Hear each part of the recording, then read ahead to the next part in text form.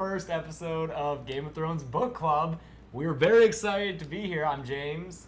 I'm James. I'm Chelsea. I'm Joel. And we reviewed Game of Thrones Season 6, as you probably know. You probably joined us for that. And now we're going to go through the books with you guys. This isn't my copy. Where's mine? No, that's mine. Oh. Mine. Oh, this is mine. Oh, this is my beat-up copy? Okay. This is Gressel's. All right, that's I don't fine. have my own copy. Chelsea and I share a copy, so Yeah. that sucks. Also, you've been doing the audiobooks, right? I have been doing the audiobooks, and I really like them. Yeah. It's Roy Dotrice, and they're really fun. He does a lot of fun voices. That some of them are a little silly. Uncle Benjamin sounds a little silly. He kind of sounds like a pirate. I feel like he's won an award for the audiobook reader who has done the most different voices. Yes. Can we go Or a set a little bit record. down on everybody but James? Okay. I believe Okay. You're right. So we'll be adjusting technical things, especially since this is our first outing. We're using a new camera. Hopefully it looks better to you guys. If there are any sound issues, let us know. And yeah, this is really exciting. Oh yeah, we also have the live chat in the video. For people who watch this later, you can see the comments as they came in real time. Also, Lucy's here. Lucy's here. So that's pretty cool. So yeah, I guess let's do a little bit of intro to the series. Intro to the series, Yeah. or okay? To book club, to Practical Oh, Folks okay, Book Club. sure. Not This to series, A Song not of A Ice Song and of Fire. Ice and Fire. Yeah. Okay, yeah. Okay. This is our first episode of Book Club. We're going to be going through all of the Song of Ice and Fire books. We're starting with A Game of Thrones, obviously. After our Game of Thrones TV show review series, which we all really enjoyed, and we got such a good response, we decided that we are going to dive into the part of the series that we enjoy the most, the three of us, and that is the books. Joel, I believe this is your first time through the books, correct? Yeah. I didn't start with the book club. I started a little bit early, so this is technically my second time going through these 85 pages, but I've read about 200 in total, and it's exciting. For one thing, I'm seeing all of the characters from the TV show as the characters in the books, but I'm sure that's going to diverge soon, but I'm loving seeing the layers and the differences. Hey guys, also I added a poll in the upper right corner of our video. If you could click that and just chime in on where you are with your Game of Thrones experience, because we want to know what to really tailor this to. Lucy, for instance, has never read the books or seen the show, so she would click that option. If you've only seen the show but never read the books, which I'm assuming will be most of you guys, go ahead and let us know. And then there's different options on how many times you've read the books, or if you've read the books but never seen the show, which would be interesting. Yes. Yeah. James, Yes. how many times have you read the books? I have read Game of Thrones twice. This is my third time. I've read Clash of Kings 1.5 times, and the rest of the books once. Joel is Joel's loud. Will microphone you is tick loud. down? Yeah, if there's any audio stuff's happening, let us know. We're still figuring out kinks since it's our first episode here. Yeah. Yeah. Chelsea, how many times have you read the books? This will be my second time reading the books. Cool. Yeah. How many times have you read the book? This will be my fifth time. Reading the entire series? I've only read Dance 3 times. Only. Because Dance came out late, Yeah. obviously. So I did a reread of the first 4 before Dance came out, so I'm 1 behind on Dance. Okay. But this will be my 5th time through the first 4. That's so daunting. I feel so, I don't know. I feel weak against you now. You won't No, truly know no. Game of Thrones until you're at Gressel level. No. Like, it sounds impressive, but I'm by no means an expert. There's so much going on in these books, and I feel like you guys, especially, are definitely we're very even. I feel like on where we are in terms of where are we experts? But the thing is too, sorry, I didn't mean to interrupt. No, you're fine. These books are so expansive, and the world is so expansive that, like, for instance, I can know so much more about a certain part of the books than you Sure. can, even though you've maybe read the books more times. It's just there's so much to pay attention to and so much to absorb that you can literally specialize in a part of these books. Definitely.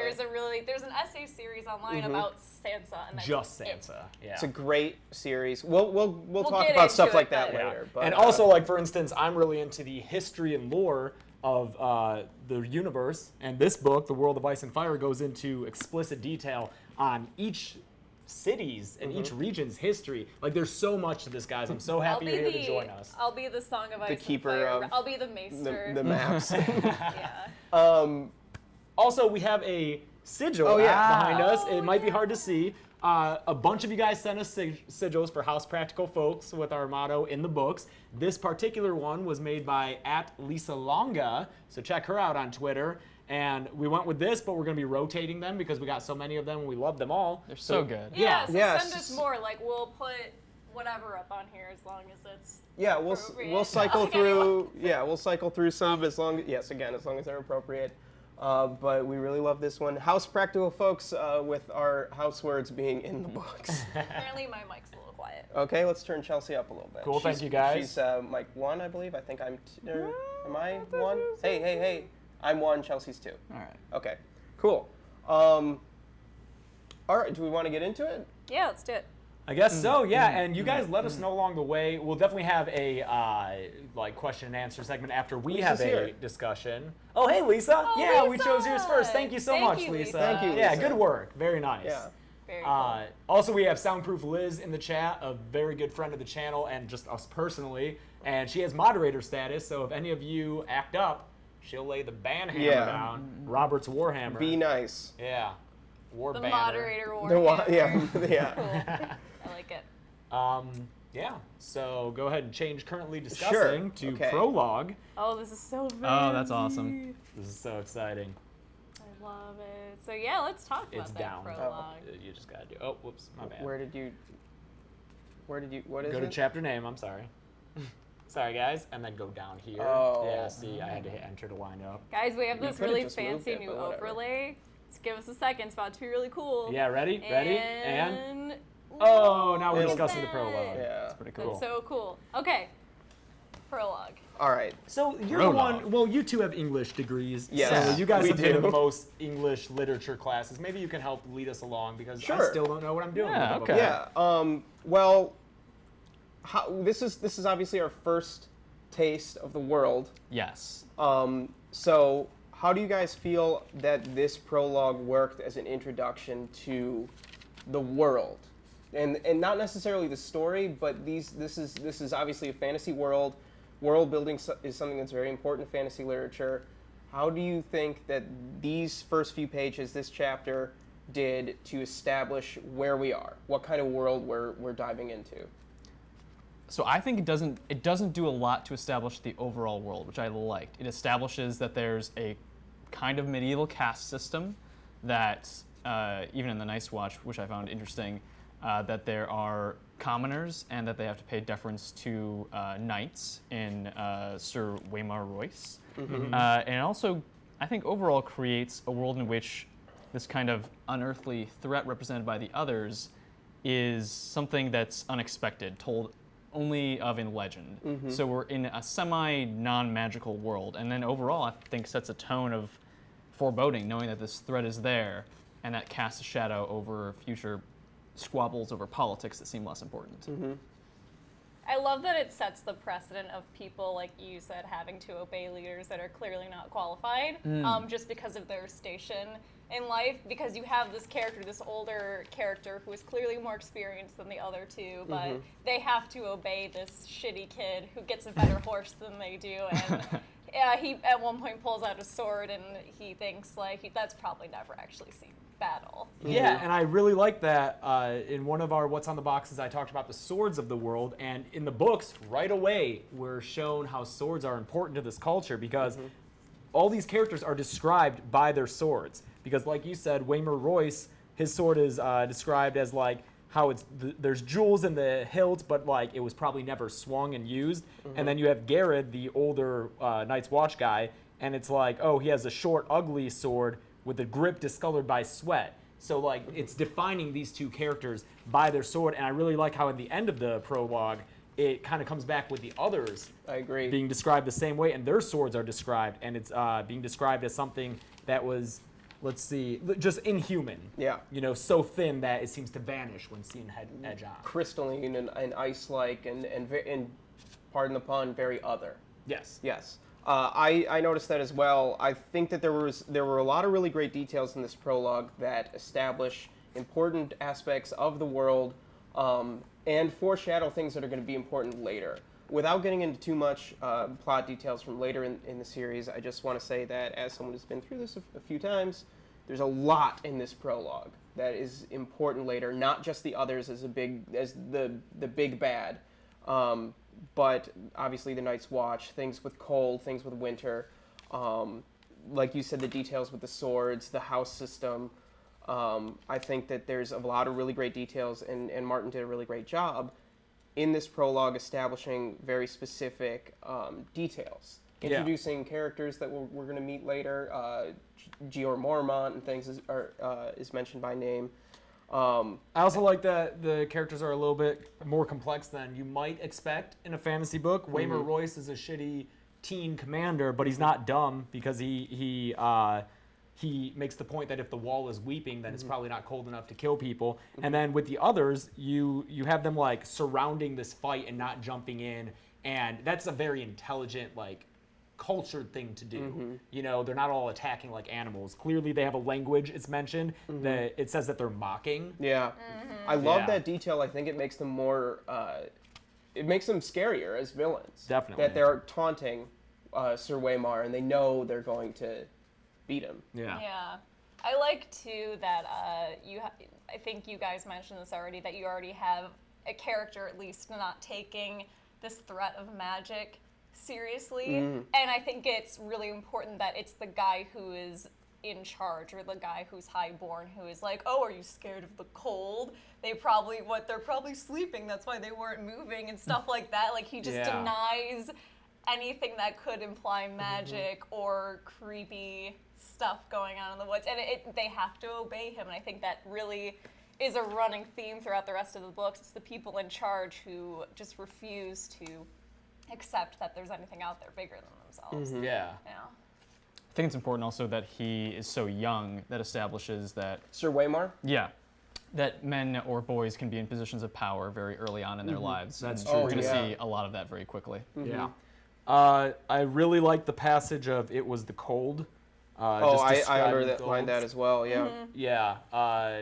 Are we gonna do like passage readings? Is that it's like one I paragraph? think if there's something important, Really Okay. important. you know, I feel like this is a standout it'd be fun. passage. From the something prologue. like that. Let's do. This is page 4 of the mass market paperback version. Yeah.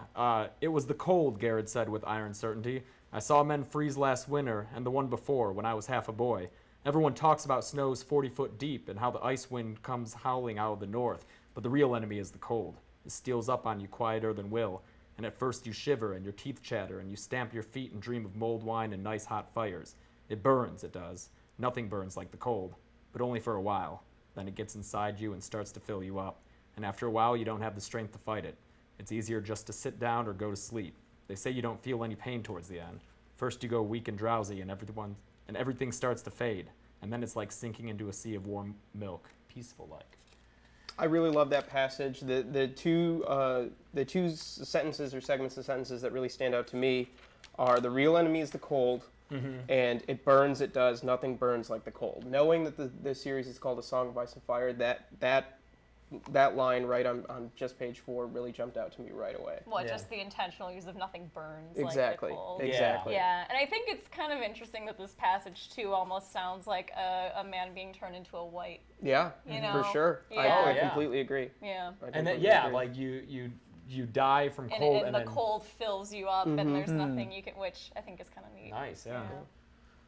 The other really standout line is just one line is "Dance with me then." I which love that. is one of the coolest lines from a person. Yeah. Like faced with this other, And he's just like dance with me. And then the final line of that paragraph, he was a boy no longer, but a man of the Night's Watch. Knowing where the Night's Watch storyline goes and how important that imagery is, boy and man. is that such a wonderful line as well. Yeah, this is definitely a chapter I liked so much more rereading it. Oh shit, we gotta plug that in. Okay.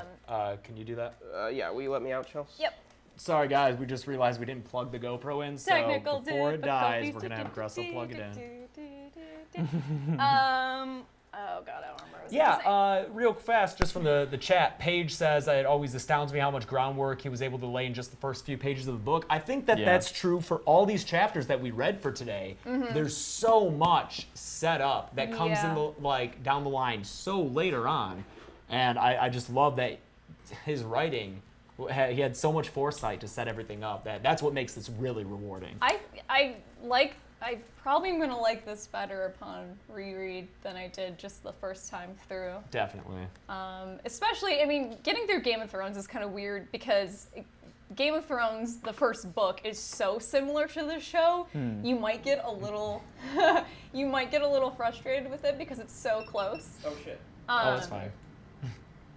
But yeah, I think it's kind of enjoyable to really go through and look for like specific details. Yeah. Not just like plot, A little because the off-center. plot's is not what's Off-center's going to be okay. interesting this time through. No. We all know what happens. Where does it gotta go? Here you go. Exactly. It's really enjoyable when you know what's going to happen, that you can just focus on, you know, the symbolism and everything. Yeah, for sure. Yeah, I'm finding myself questioning a lot of, okay, why... Sorry, Joel. Sorry, guys. Yeah, I'm enjoying, as someone who's reading the books for the first time, the feeling that I know these characters, even though I don't. Like, I'm seeing a lot of differences, but for me, they're kind of grafting onto what I know, new information. I don't think so far that anything from the show is, in the first season, in the first book, is radically different for characters, so I'm kind of blending them together, and even I feel like it's informing the show. Yeah. Hannah Beth points out that if you do compare the books to the show, which we're going to try not to do too much, but if you do, like I mentioned, like, oh, this first one is so similar, but there are, and she points out there are tiny little minute details that are changed that are really, really interesting. And there's a big one in these first few chapters that we'll point out later, but that's kind of the fun stuff to look That for. side What are you needs to talking go about? down. Something to do with Catelyn. Oh, okay. No, the Was camera, It what Gressel the camera. didn't know earlier? Yes, we were discussing Fucking hell. this. Uh-oh. Sorry, guys. Sorry, You guys. Goddamn court. Oh, Where's hey, the man. guy? Watch your anger. Watch your profanity. Others take this cord. Yeah, okay. In this... Jesus. The set's falling The apart. set is falling apart. What, in this downtime? What are we... Yeah, in this downtime, I wanted to mention, I saw someone in the chat talk about White Walkers. Yeah, in the books, they're more often called They're called others. the Others, and I think they changed it because they call them Others on Walking Dead. No, I'm lost. Walkers I'm yeah, lost. yeah. Lost I'm ruined the lost, term okay. others for any other. That's right, so thing I that think wants Ruined to a use lot it. of things. How are we doing? HBO changed it. How are we doing, guys? It's that's much better. Much better? Yeah. Cool. Okay. We're Dear doing God. good. We're fine. Yep. We're stalling. Oh, I had a thought. Well, I wasn't mic'd when I was swearing. Oh, okay. Oh, okay, well, good. What were you Swearing going in to the say, Joel? background. In thinking... There's a lot of swearing in the books. It's okay. Yeah, yeah. We'll talk mostly... We'll have a swearing segment. It's a little. Joel, just scoot in. Okay. I'm going to see. I'm going to look. I'm going to consult the World of Ice and Fire to see if I find anything interesting Nice. about White Walkers that Okay. might be applicable. I don't want to go Thought too into the White Walker. Well, I think let in the... me Go ahead. have Joel, a you're book. wireless. Can you tick that over? Just No, it's fine. I fixed it. We just moved in. Oh, That's okay. how it looks like. Okay, go ahead, Joel. Okay, I was gonna say, I was thinking about why we get 3 characters' perspectives, or we get Will's point of view, but we get 3 characters. I wondered on the one hand why we had such a small party for tracking a band of wildlings, what that party was meant to do, but Can I everybody also... hear me? What? What? I replugged in my mic. Oh, that's yeah. all. Cool. Okay, I think you're good. But I liked that we had someone who, we talked about the contrast between the commoners and the lordling, but also I like that we get someone who's been in the Night Watch a very long time, someone who's been there for years, enough to understand what it means to be in the Night's Watch, to have been on so many trips north of the Wall, and see the differing levels of what they're afraid of. Because Yeah. I think Garrett wants to, for the longest time, wants to deny that there's anything up there. It's just the cold. He's saying it's not anything otherworldly, whereas Will seems to really believe that they're, like, it seems to me that they, except for Royce, they all know that something, or they both know something is there, but those who have been doing it longer, Garrett seems less willing to believe it. Almost as if like there's new activity from White Walkers. Oh, What they're okay, seeing yeah. is something more recent development. Sure. Yeah, and I think that's in line with how the series progresses, Yeah. that this is a standout moment in Magic. Later, we'll see. I think Benjen mentioned that there's things worse beyond the wall than wildlings, or even it might even be Ned who says it. And I think that it's interesting to suggest that they're aware that there's things beyond the Night's Watch at least is aware that there's more going on. Yeah. Or at least there's inklings of it. Oh yeah, that's another good point. The characters are much younger in the books. Well, than the that shows. we might as well get into Bran then. Any other thoughts on the prologue? I do think off of your point, Joel, which I think is a great point about the differing points of view that we get from these three characters. 3 is a very important number in the series overall. It's nothing new in literature, but I think that there's a lot of sets of 3. The dragon has 3 heads. Yeah, which we'll learn more about later. There were 2 lines before we move on I loved. Fear filled his gut like a meal he could not digest. Ooh. Yeah.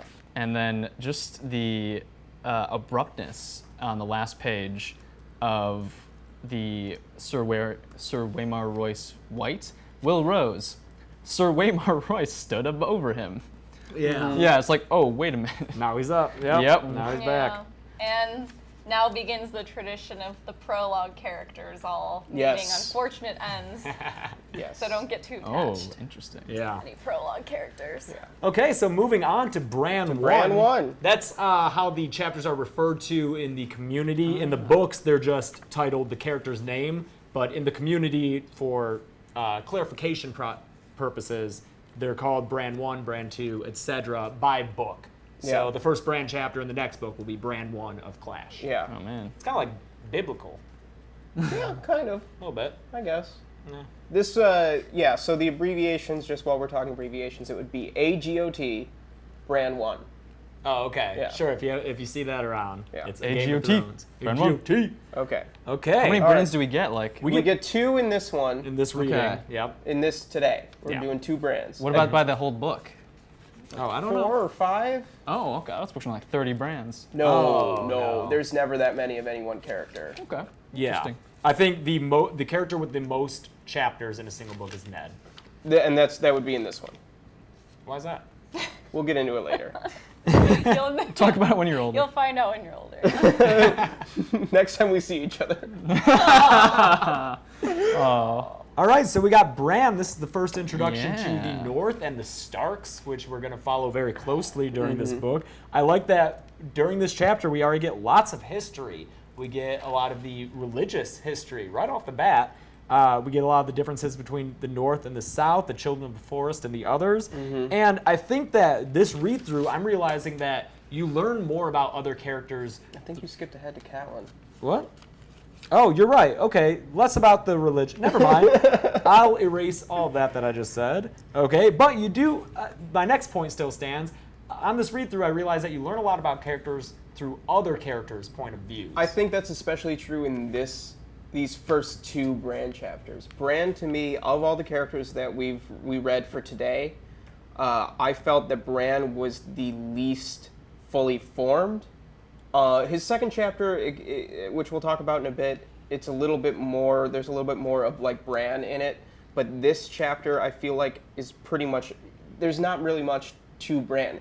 They're point of view chapters. They're supposed to be third-person limited chapters, but this seems more like just a regular standard narrator to me. Like there's not a lot of Bran's personality here. Yeah. And I think that as a first chapter, like I guess that's kind of a pass for me, like fine, whatever, but it does kind of bother me in a reread that we don't know who Bran is right now. Like in a first time through, Joel, what did you think? Like were you kind of caught up with like all this other stuff going on, or? Yeah, I thought Bran was a pretty good vessel for getting to know the world that we're in because he has never been out on, I guess, an outing to deliver the king's justice. So he's hyper aware of everything that's going on around him, everyone's roles, what their functions are. He's paying attention to what kind of face does his father have on. So I thought it was effective because he's very curious about what's happening around him and paying a lot of attention to that. So I felt like, even though we don't get a lot of him with specificity, like he is a good point of view for someone, the reader, who knows nothing about what we're seeing. That's what I was gonna say is I think it's maybe intentional on George's part to make the first POV chapter where you get a ton of exposition coming through the eyes of a kid because it feels a lot more simplified and I think it's a bit easier to digest because it is this really simple language, and the world that's being set up is so complicated that I think he kind of does us a favor by having us read it through the eyes of, like, what is he, 7? Yeah, Yeah. he is 7 years old. Yeah. Which, you know, in these times, in this world, I feel like we can't think of a 7-year-old as the equivalent to No, the but world we live in. he's still learning about the world around Yeah. him, and I think it's appropriate to kind of, you know, get right in with him at first because we don't know anything about what's going on. Yeah, I just think going forward, it's important to remember. I think Ned refers to Bran as almost a man grown. Yeah, and he's 7. So he's 7. So you have to like put yourself in that perspective. I know Daenerys being 13 is going to be really, you know, weird for a lot of people reading this for the first time, especially if they've only seen the show. But that's just the way this world is. I just imagine them as their show actors. It Yeah, makes that it feels a little about right. easier, yeah. Because like mentally, they seem more in line. But I think recently maybe I caught this while we were editing What's on the Box, but I think Jon in the show is 17, even though Kit Harington is probably 22 or something when in season 1.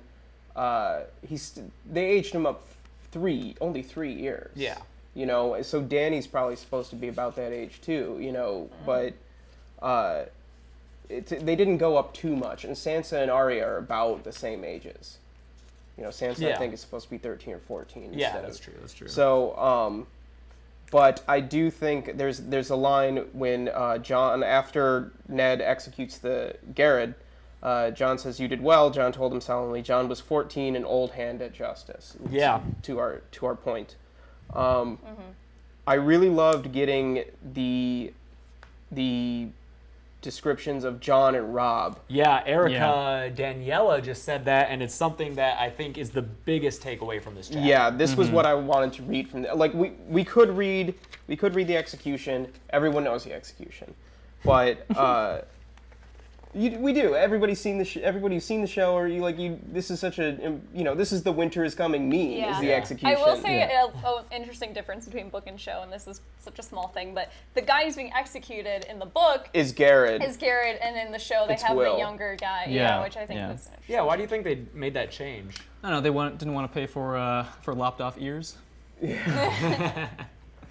I don't know. I think maybe the image of a really young, scared person on the show is really, I don't know, I think it's striking. He may have had a better scared face. It could have been something that easy. Yeah, something, Oh man, this guy's head will look way better coming off. But I do want to read Robb and Jon. Okay. Yeah. The deserter died bravely, Robb said.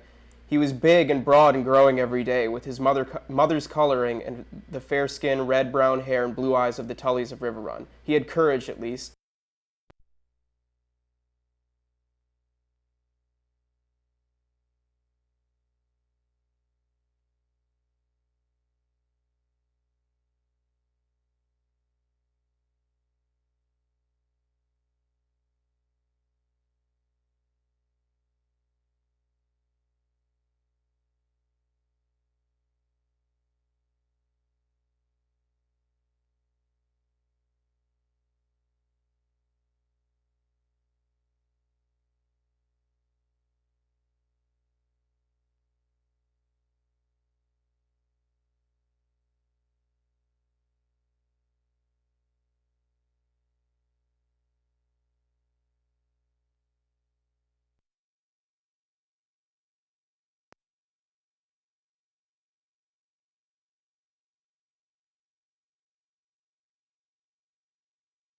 Not recording. Oh, shit. Yeah. Do we have a card in there? No. Let them know we're fixing it again. Oh my god, I'm crying. They don't notice. Everybody's face when they realize. So much cursing we'll never hear. Lucy, why didn't you tell right. us? Oh god, what a mess. Sorry guys. Hey, it's way better than that one live stream. Yeah. The audio one? Non-existent live stream. Oh god, yeah. Yeah. Here, Joel, if you want reference, but I think it's pretty good. Can you reread the passage when everything's all set? Okay. Oh god. We'll reread the passage. Oh no, I wonder how much they missed. Oops. Okay. Everybody's back. We're gonna reread Robb and Jon's description. This is page 15 of the mass market paperback. He had courage, at least. It was the last thing they heard. Okay. I'm just going to start over. All right. The deserter died bravely, Robb said. He was big and broad and growing every day, with his mother's coloring, the fair skin, red-brown hair, and blue eyes of the Tullys of River Run. He had courage, at least. No, Jon Snow said quietly. It was not courage. This one was dead of fear. You could see it in his eyes, Stark. Jon's eyes were a gray so dark they seemed almost black, but there was little they did not see. He was of an age with Robb, but they did not look alike. Jon was slender where Robb was muscular, dark where Robb was fair, graceful and quick where his half-brother was strong and fast. Great. One thing I'm getting from these chapters that we've covered is Bran included, Jon included, they are able to be attuned to things and see things because there's less expected of them so far in life, maybe because of their age, maybe because of their role, whereas other people like Robb, who have more pressure on them, he needs to be projecting power. Yes. And be projecting, being the future Lord of Winterfell. For sure, that's something that we're going to see more and more with Robb as the story goes on.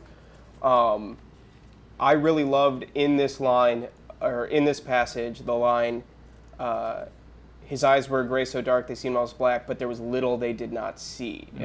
When we get to Jon's chapter, in a couple chapters, that's something that's going to be a really big part of Jon's character, is his observational abilities and whether or not his character judgments are good or not. Liz asked a question that I wondered myself. How is quick different from fast in those descriptions of Jon and Robb? I think it's an Reflexively? acceleration versus a top speed.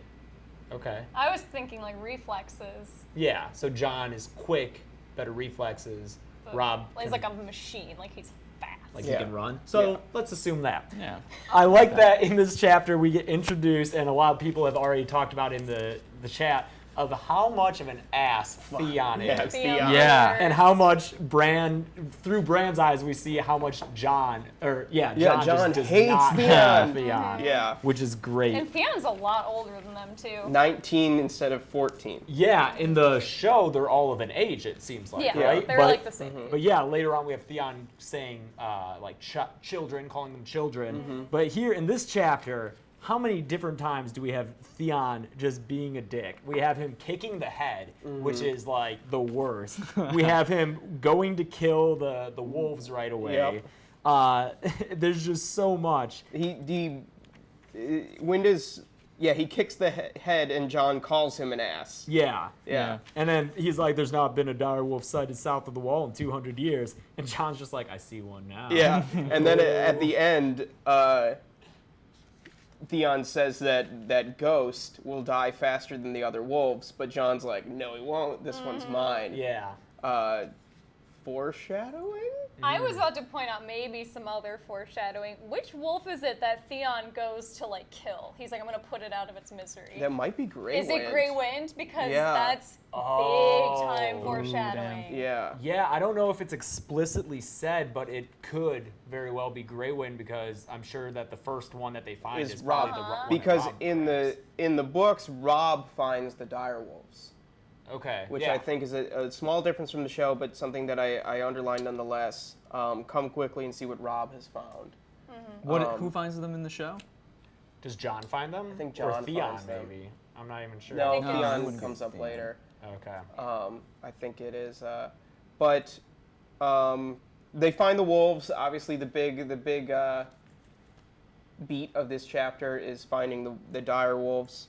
With the stag. With the stag antler in it. Yes, Yeah, which is going to be something that Catelyn pays a lot of attention to. right. How do you guys feel about this imagery? Because I've always kind of struggled with it. The only reason it doesn't bother me is because other characters see it and think, wow, that's not subtle at all. Like, they acknowledge it in universe. Okay, yeah. And they acknowledge it as a bad omen, or at least Catelyn does. So that's why it doesn't bother me. If no one acknowledged it, And it was And just it meant was to be just like, there. oh, look at this. Yeah, that then it would be would pretty bug crappy. me. But I think the lack of subtlety doesn't bug me as much because, you know, You know what I do think is a slightly subtle suggestion to Catelyn is on page 19 of our mass market, when they're discussing how to take care of the wolves if they take them back, and Robb says, Sir Roderick's bitch whelped again last week, and the small she'll have milk enough for these wolves. And Ned replies she'll rip them apart when they try to nurse. A mother ripping apart Oh, interesting. pups that aren't hers. Yeah. I think that's good foreshadowing of Catelyn's behavior towards Jon, since he's not her kid and she's very anti-Jon. Yeah. And just how bastards are treated in general. It's like natural to this world. So Yeah. There's a lot of symbolism Yeah. in this chapter. yeah, these first few chapters are so good in that. Yeah. We got a lot to get through. Do you guys have any other thoughts on this chapter? I thought it was interesting, especially in these first 85 pages, looking at Theon. And I was thinking about, okay, why do we need to have Theon as for his role in the books? And I think that's going to like come to fruition later. Right. But I like how in this chapter he establishes, while we're looking at the Starks and understanding their values of loyalty, responsibility, we're seeing that that's not the case for all these houses in this world. This one who's a ward is not that way. So Not how the Starks It's are. not universal. I agree. I think that this chapter does a really good job of introducing the formal social structure of the world. We have Lord Eddard Stark. When he executes Garrett, he goes through titles. We have people like Hullen who are with them, and these other like lesser people who are part of the Stark household. So we get a sense of the structure of things, but still how Ned treats everybody, I think, is really important. And yeah, I agree with you, Joel. I think that Theon's otherness is really important to that, to who he is. But Ned still treats him well, I feel like, Yeah. which is obviously something Yeah, that's but gonna be as important later. Hannah Beth says, since Theon's so much older and less their friend, I get a better sense of him being a prisoner of war. Sure, then in the show? Yeah. Yeah. And the first time I watched the show, I was like, isn't he just another son? Like, I had a hard time Yeah. distinguishing. He does have the line in the show where he says, "I serve your father, not you." He says that to Rob, which is so weird because a few episodes later they're like best buds. Yeah. But Yeah, I think we're free to move on. The only one other thing is just how Rob is eager for his father's approval. yes, and I also do want to point out real quick too. Jon says, "Can you hear it?" when he finds Ghost, but Ghost later is said to make no sound. So Jon knew all along. and that Bran Ghost was couldn't there. hear it. Right. Yeah, it was described as Bran could hear the wind in the trees, Yeah. but Jon was listening to something So else. I think this is foreshadowing the connection that both Jon and Bran will have with their wolves, and I think it's something that's very important to pay attention to later. Also, we get the introduction of Ice, a Valyrian steel sword that you guys Yes. you guys love. You make a big deal out of swords, and I did appreciate for the first time. I think, at least in the books, how huge it is. It's Ice is giant. said it's wide what, across as a man's hand and 400? taller even than Rob. Yeah. That's huge. Taller than- Yeah, that's like a 14-year-old 6-foot boy. sword. Yeah. That's crazy. Yeah. Yeah. And yeah, they also mentioned, as you said, Chelsea, that it's 400 years old, implying that it's Oh, is this Only- the introduction of Valyria that we get for the first yeah, time? it's not that much older than the Targaryen conquest. So ice as a sword existed before this specific sword. Yes, it says its name was older still. Yeah, and I love the implication, especially this coming right after the prologue, where we see a sword maybe of ice. Oh yeah. What was ice before it was Valyrian steel? Ooh, that's fun. Mystery. Actually, yeah. Actually, I think that comes up in Catelyn. But speaking of which, let's Catelyn move on. time. Let's go to Catelyn Catelyn 1. time. So Yeah. excited to talk about I Catelyn. Catelyn's love the Catelyn best. chapter. I think she was too. the standout character for me reading And this. it's funny because I was looking at the chat and people were already really like raring up to talk about Catelyn and talking about Yeah. how they kind of hate Catelyn now. And guys, I'm gonna defend Catelyn. Catelyn's great. I know people are gonna have issues with it, but I I think I make a good case. our non-American friends are converting meters to Oh, 6 yeah. feet. Sorry. 1 point. We're dirty meters. imperial system. I this is love Catelyn chapters. definitely the shortest chapter that we read. Sure. This is only, what is this, 5 pages? There's so much good stuff in this chapter. Yeah, though. and this is the chapter where we get a lot of history. We get a lot of religious history. There we go. Okay. North versus South. We get Children of the Forest and others, and more sword and house motto stuff. And we even get the beginnings of Jon Arryn's role and the beginning of Robert's rebellion. So this is really cool. And then as far as the character goes, I like how Cat is able to read into omens and signs. Yeah, and I think that's going to be her strength. Before we go any further into Cat, I want to talk about the very first line of her chapter, because I think it's so important to understanding Catelyn as a character and understanding her role in a Game of Thrones in the series going forward. She says, Catelyn, Martin says, Catelyn had never liked this Godswood, period. New paragraph. Yeah. That is the first introduction we get to Catelyn, and I think it's so important for understanding her character. She's uncomfortable, and she's skeptical, and she's on edge. And she is like that throughout the series. And I think that's such an amazing way, better so than Bran's first line, which is just something kind of generic, like the morning had dawned on a clear, cold wind. Like, this is something that defines Catelyn's character right away, sets the stage for this kind of sense of conflict. There's a lot going on in that in terms of the first sentence of a chapter, the first sentence of a character. And I really think that it's a great way of introducing us to Cat.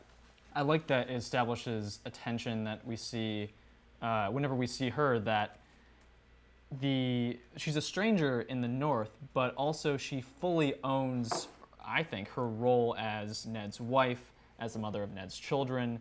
So she is at once, welcomed, but still feels, ill at ease, but then goes past that. I mean, I think the scene we're going to get with Maester Luwin later, I think, just shows that she is going to push past being uncomfortable and do what she needs to do. Yeah. I thought it was a little interesting that when Ned is talking to Catelyn about the deserter, he says the man died well, and that's what Robb said. And Jon kind of disagreed with him, but it's just establishing that connection between Ned and Robb. Yes. Yeah. As Robb being like really his offspring. We get is this our first Winter is Coming? It is, page 24. Winter is Coming. I circled it. Me too. Discussion of house words. There's a lot of what's going on. Oh, this is the first mention. So we get Valyria mentioned in the last chapter, but this is explaining what it is for the first time. Yeah. Which I can only imagine reading it for the first time, not being familiar with the show.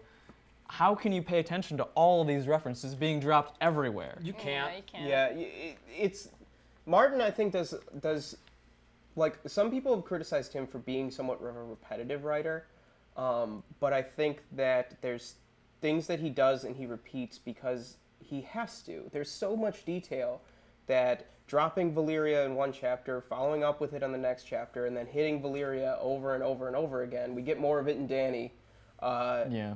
Is just because there's so much going on in this world. And it also, like, these are the things that these characters know.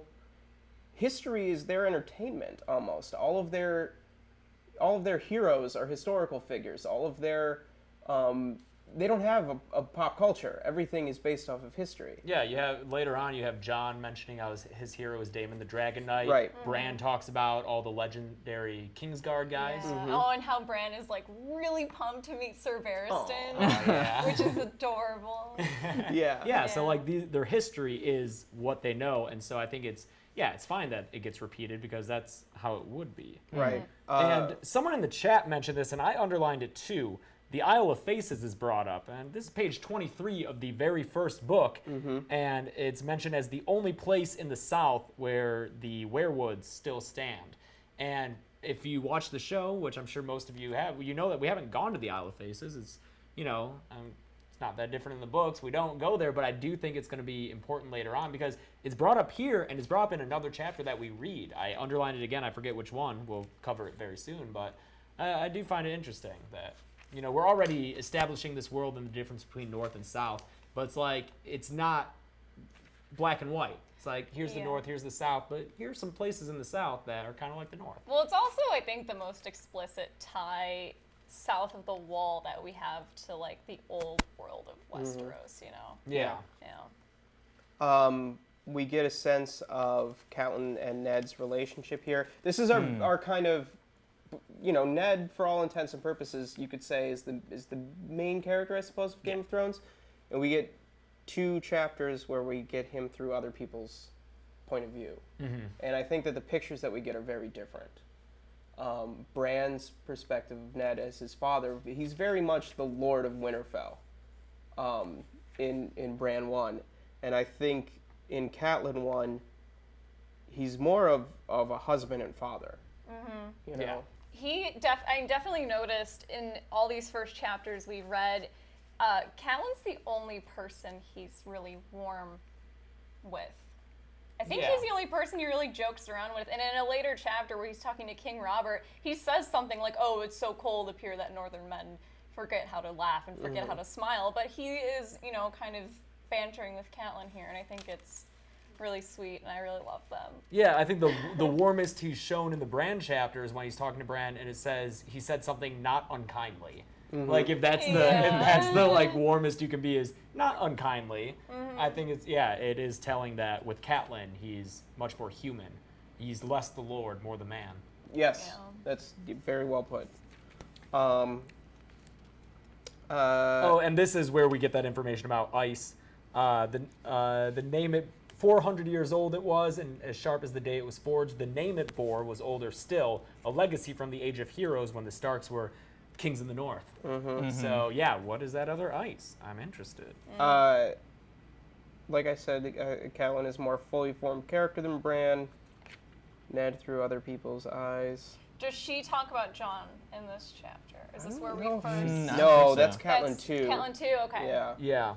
We also, I think that's a whole thing to unpack, and I'm really excited. I think we also, one of the reasons that Ned seems so comfortable with her is that we get lines that I really loved.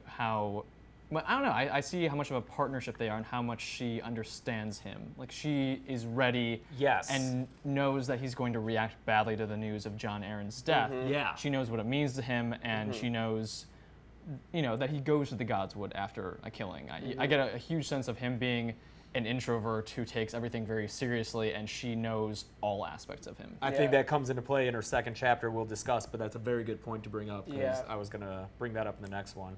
And just the respect that they have for each other, where like you get this, he builds the sept for her. And you get this, you get the sense that Catelyn would leave him alone if not for this grievous news. You know. I also like that we get our first mention of the Lannisters, and it's described as an infestation of Lannisters from Ned. So here's a character we're already liking, Ned. He seems like a good guy, and he's painting the Lannisters as a nuisance, a pest. Vermin. Anti. Anti. Like he's upset that the brothers are coming. There's no small love between him and the Queen's family.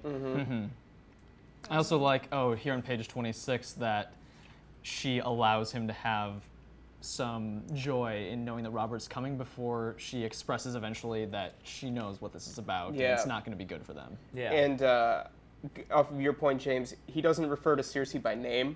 He says the Lannister woman, and he says, and this little detail I really love. Her pride is said to grow with every passing year. I love the pun on pride, with the lions. And the foreshadowing of Cersei's whole arc in this line, I really, really enjoyed. It's not even that he doesn't refer to her as Cersei. He doesn't think of her as the queen. No. Yeah. The that Lannister woman, and what, like the youngest sucking at her teats, like she's an animal, you know? Yeah. We get a lot of just in dialogue, people talking about women's teats. In the first chapter, they're like, don't believe what you hear when you're suckling at a woman's teat. Get ready for so many There's a lot of teats, dude. Yeah, there's a lot of teats. The last thing I want to bring up is on page 25. We're getting that. I think Chelsea brought it up in the prologue, but this is Ned talking. His smile was gentle. You listen to too many of Old Nan's stories. The others are as dead as the children of the forest, gone 8,000 years. Maester Lewin will tell you they never lived at all. No living man has ever seen one. That's establishing that Ned, even though he seems wise, is denying this thing that we already know he's wrong about. And the Maesters. Maester Lewin, we haven't really met him yet, but it's setting up that the Maesters don't believe in this kind of magic. But from the very first pages, we know that they're wrong. I love, too, that he says no living man has ever seen one, which we could be very true well now, be Ned. true because he did just kill the the one guy three that men had who have one. seen him are now dead. Yeah. That's yeah. Yeah. I also think that as skeptical as Catelyn is, she's the Dana Scully of A Song of Ice and Fire. She says there are darker things beyond the wall, and I think that that's really interesting too. Yeah. Oh, also, I didn't know that Ned and Robert, Ned and Robert got married in like this joint marriage that they. No, Ned and Jon. Oh yeah, I'm sorry. Ned I'm and sorry. Jon Arryn. Yeah. Ned and Jon Arryn were married in like the same ceremony. That to actually become- was Yeah. really common. Was it? Yeah. Okay. Like, in, that's- in real life. In medieval history. Oh, okay. Yeah, even up through like pretty modern times, like the idea of like one couple getting married at a time is kind of a modern invention. Would it happen when in this case Like there were families, siblings? yeah, like Okay. like in a lot of Jane Austen novels, you have Oh, that's true. families all getting married at the same time. But yeah, Yeah. it's a thing. Oh, okay. Cool. It's economical. Any other points on Catelyn before we move to our favorite chapter? If you are reading the series for the first time, Yeah. go easy on Catelyn. Like, it's very, very easy to assume that Catelyn is the worst. You and hated that- her the I first hated time you read Catelyn it. the first time I read the books. I was so anti-Catelyn. I was big time, like, everything is Really? Catelyn's fault. Yeah. Was that primarily because, I mean, not getting into later stuff, but just because she didn't like Jon? Some That's of a it lot was of she it. doesn't like Jon, and Jon is maybe my favorite character, Jon and Robb. But it was really just that, like, she's such a downer. Like, she's always looking for the worst in everything. But I think that part of that is just how protective she is. Like, you can look at Catelyn's actions and you can see them both as either,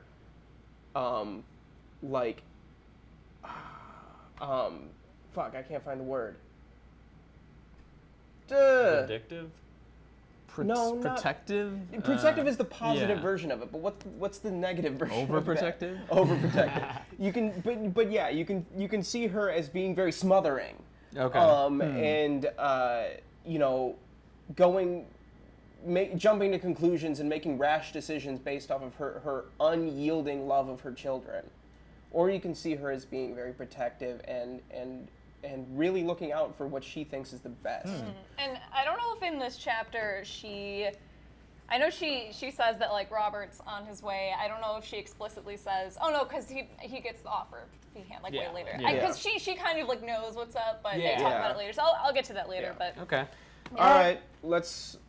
Oh. You're gonna Yeah. switch Yeah, over. Wrestle. oh boy, Everybody's favorite chapter. we're all going to Esso. Guys, I've got a lot of thoughts on the next chapter. I'm excited. I think that I liked it this time. It should be a goal of us in this read through to not rag on Daenerys.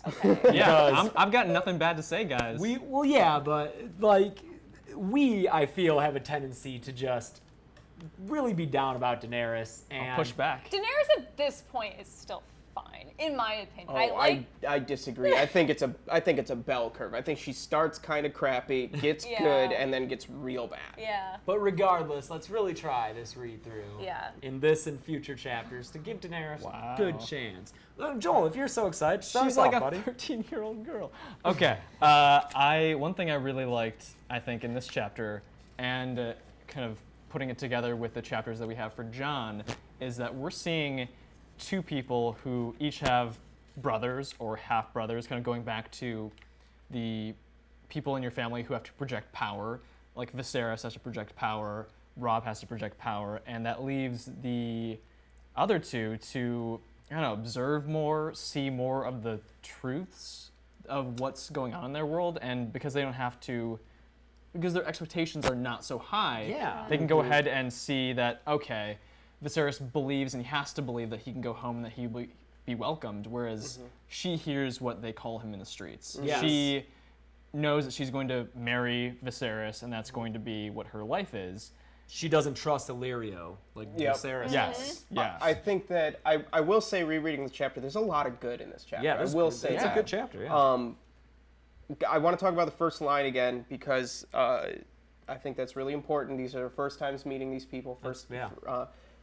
The first line for Daenerys in the entire series is her brother held up the gown for her inspection, which I think is really interesting because it's her brother, Viserys, who is supposed to be the person in power. People expect that he is the one who is above Daenerys in terms of the pecking order, the hierarchy. But he is doing this thing for her inspection.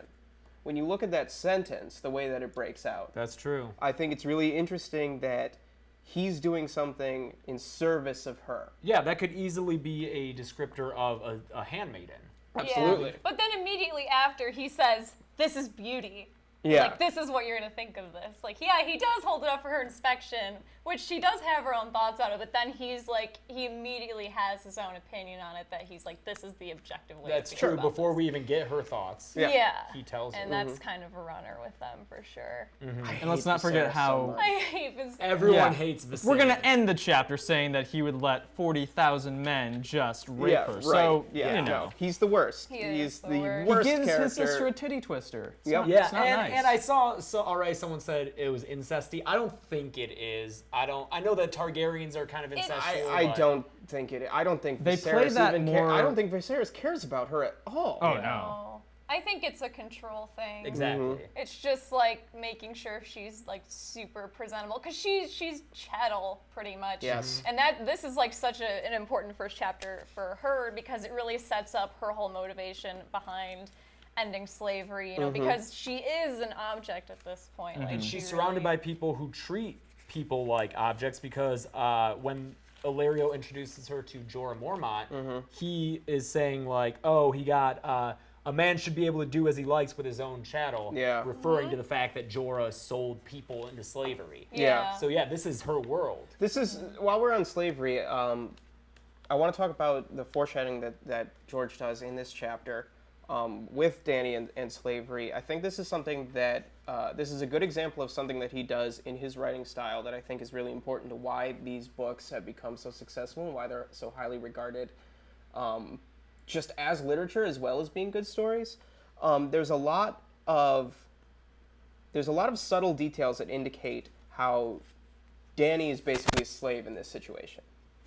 And there's the Drogo's so rich, even his slaves wear golden collars. And then later, when Dany's getting dressed, the last was a collar, a heavy golden torque. Ooh. And you think, oh, well, those two things are connected literarily.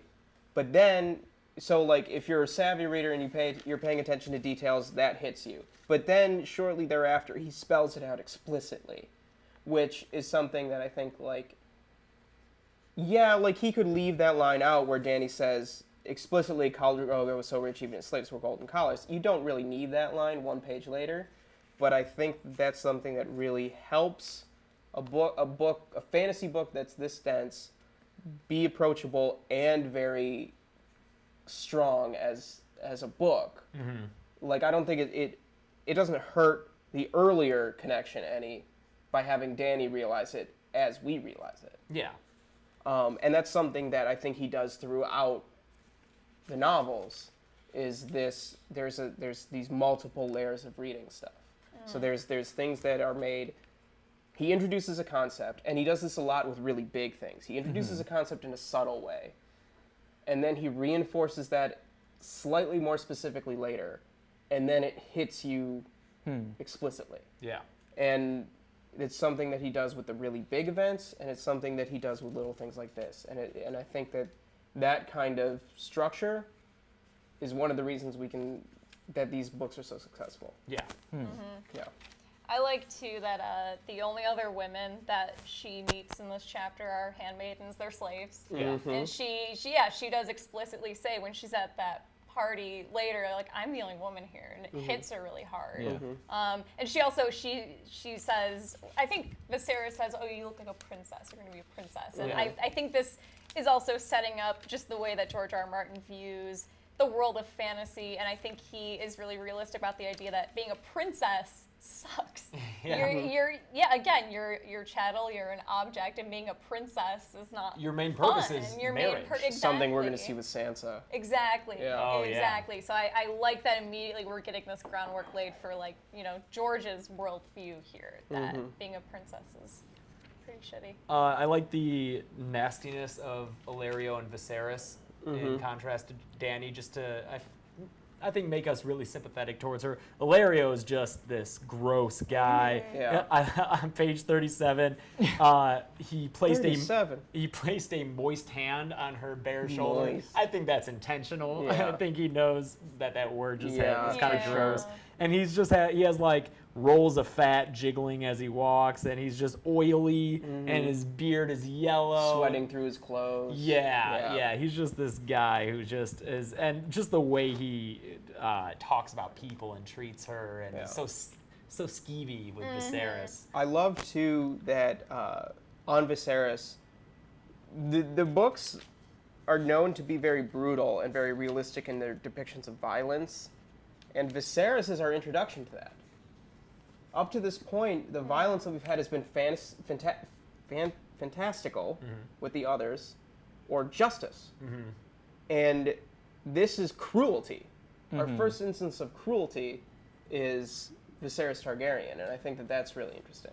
I think, Charles, do you want to do a reading? Sure. I'm sorry to give you this one, but I think Maybe don't do this. Which one? I think that this paragraph, this single paragraph, completely sums up Viserys' character. Oh, boy. is this the like? Yeah. Yeah. All right, with, yeah. like, So I do. guess explicit warning. Let's see. Well, if you're part of this, yeah. Yeah, you know what's up. I do, he said sharply. We go home with an army, sweet sister. With Khal Drogo's army, that is how we go home. And if you must wed him and bed him for that, you will. He smiled at her. I'd let his whole Khalasar fuck you if need be, sweet sister, all 40,000 men, and their horses too, if that was what it took to get my army. Be grateful it's only Drogo. In time you may even learn to like him. Now dry your eyes. Illyrio is bringing him over, and he will not see you crying. Yeah, just that. Yeah. So God. nice. So nice. Yeah, great brother. Just how Family. selfish he is, how willing he is to do anything, including to his own sister. And he always hammers home the idea of we're going home. This is how we go home. But that's not home for Dany. Yeah, She's so focused on this home with the red door, which I don't know how Yeah. much we want to touch on that. People get really fixated on the house with the red door. that's in Bravos. Yeah, Yeah. I don't think that's really much of anything. I don't think it is either. People, I don't know. I think it's significant for Dany in so much as this is the only home that she's known, and I think it's significant in that it's comparatively a humble home. I think Radio Westeros has an episode where they investigate where they think that could be in Bravos, and they have a lot of really good points that they bring up, not for this discussion, but yeah, I don't think it's too important to try to figure it out now. Yeah. But it's just more backstory that you can read into. Yeah, I think it's interesting the way the details like that I see, like the red door or other, like even within the text that we've covered already, small things that have been blown out into larger theories that people have. And reading this now, I'm like, oh, okay, a Stark needs to be in Winterfell. I just take that as a Occam's razor, like a common rule of good practice for major houses. But I'm wondering as we go along if the repetition, Gressel, as you were saying, of themes or ideas or imagery, repetition and variation, maybe I'm going to come over to the camp of trying to find things, trying to find meaning in those small mentions because other things will become more meaningful. Well, right Yeah. now I'm sort of like, So it's a red door. You just think, yeah, and as if her thinking about it is just her thinking of her childhood, and all throughout this chapter, she wishes she was out with the kids playing instead of being in her current situation. Yeah. She wants to be home Yeah. in Bravos, not in Westeros, like Chelsea her said. thoughts are very much thoughts that a child would have. Yeah, I'd like to point out that. Sorry, Joel. Go- Okay. No, go ahead. In the show, she is called Daenerys Stormborn, as she is in the book, but I don't think the show ever explains that title. And here we have it in her first chapter. She'd been born on Dragonstone during a raging summer storm that smashed the Targaryen fleet. Like, that's a very important thing. That destroys the power of her house and is part of the reason that they have to flee to Essos. So the storm in which she was born is the reason that they're the beggar king and whatever they call her. Also, the first mention of Stannis, Yeah, Stannis, the usurper's the brother, true and his king. fleet came. Not by and- name, yeah, right? Not by name yet. Yeah. That comes later, but We also get the first mention of the Lord of Light, which Yeah, oh, yeah, we do. right away. And red priests. Red Priest and the Unsullied. Yes, there's That's right. a lot of things that are. I think of all of the first chapters, I think this chapter may be the most explicit, maybe Jon, but this chapter may be the most explicit first chapter from a point of view character as to things that are going to play out later in their arc. Yeah. Yeah. Also, we get a little bit more of a characterization through a sword. Viserys toys with the hilt of his borrowed blade. Like, here's a guy who has borrowed a blade, he doesn't own one to speak of, and instead of treating it with any kind of respect, he's toying with it. He's just like kind of just playing around with it. I think that also speaks a lot to Viserys' character. That's another thing I think that George catches a little bit of flack for is his talking. His talking. No, his use of clothing. He talks about clothing a lot with characters, and I think that some people are like, enough with the doublets. But he reveals a lot of character through the clothing that people wear, and I think this is something that the show picked up on and does a great job with their costuming, and I think that it's important to notice those details of how characters present themselves. We get Jorah Mormont and his Mormont sigil. Tunic was a dark green embroidered with the likeness of a black bear standing on two legs. Here we stand. So I think that's something that as you read, if you're reading these for the first time, it may get repetitive to hear about people's clothes, but it's very important. I think we're going to see in the next chapter, if the next chapter is Eddard. Yes, it is. Eddard. With Robert arriving, how that plays in. Are we good with Dany? Can we go into that chapter? Yeah, else? I think.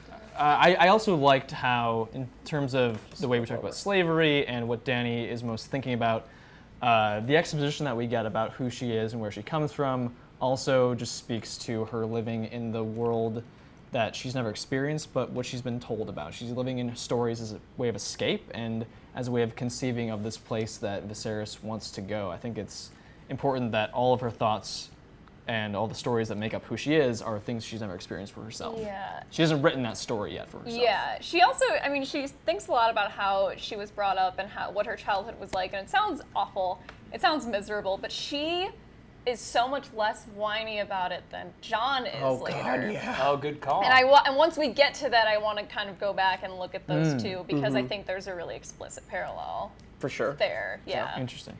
All right, we do still have a lot to cover, so let's get moving. Let's go. Yeah. I I mean, know. yeah, sorry I want guys. to It's talk just, about everything. yeah, it's I know. because these first chapters Are very set important. up everything. Yeah. And, you know, I doubt that the second half of Clash of Kings will be able, but I don't know. His writing is just so dense all around, but especially these introductions. There's so much to read into. It's yeah. setting up the entire story and these characters. So forgive us if this goes a little long. I think initially we're like, oh, we'll do it for an hour. It's probably going to be a bit longer. We'll probably go 2. Yeah. But onward. Stick with us. Yep. Thanks for being here, everybody. We're good diving into Eddard 1. Yeah, and sorry if we're not addressing as many of your comments as we'd like to. At the end, we will hold a Q&A with you guys, but we're just trying to get through this. Yeah. All right, so Eddard, this is the chapter with Robert arriving and going into the crypts. Yeah, I like the description that Eddard, the way he sees Robert, because we're getting comparisons to who he used to be. It's your turn for a reading, Joel. Oh, shit. Oh, it is? yeah. Okay, yeah, I've got one in Oh, mind. you got one already. Yeah, all right, Damn. here we go. 15 years passed when they had ridden forth to win a throne. The Lord of Storm's End had been clean-shaven, clear-eyed, and muscled like a maiden's fantasy.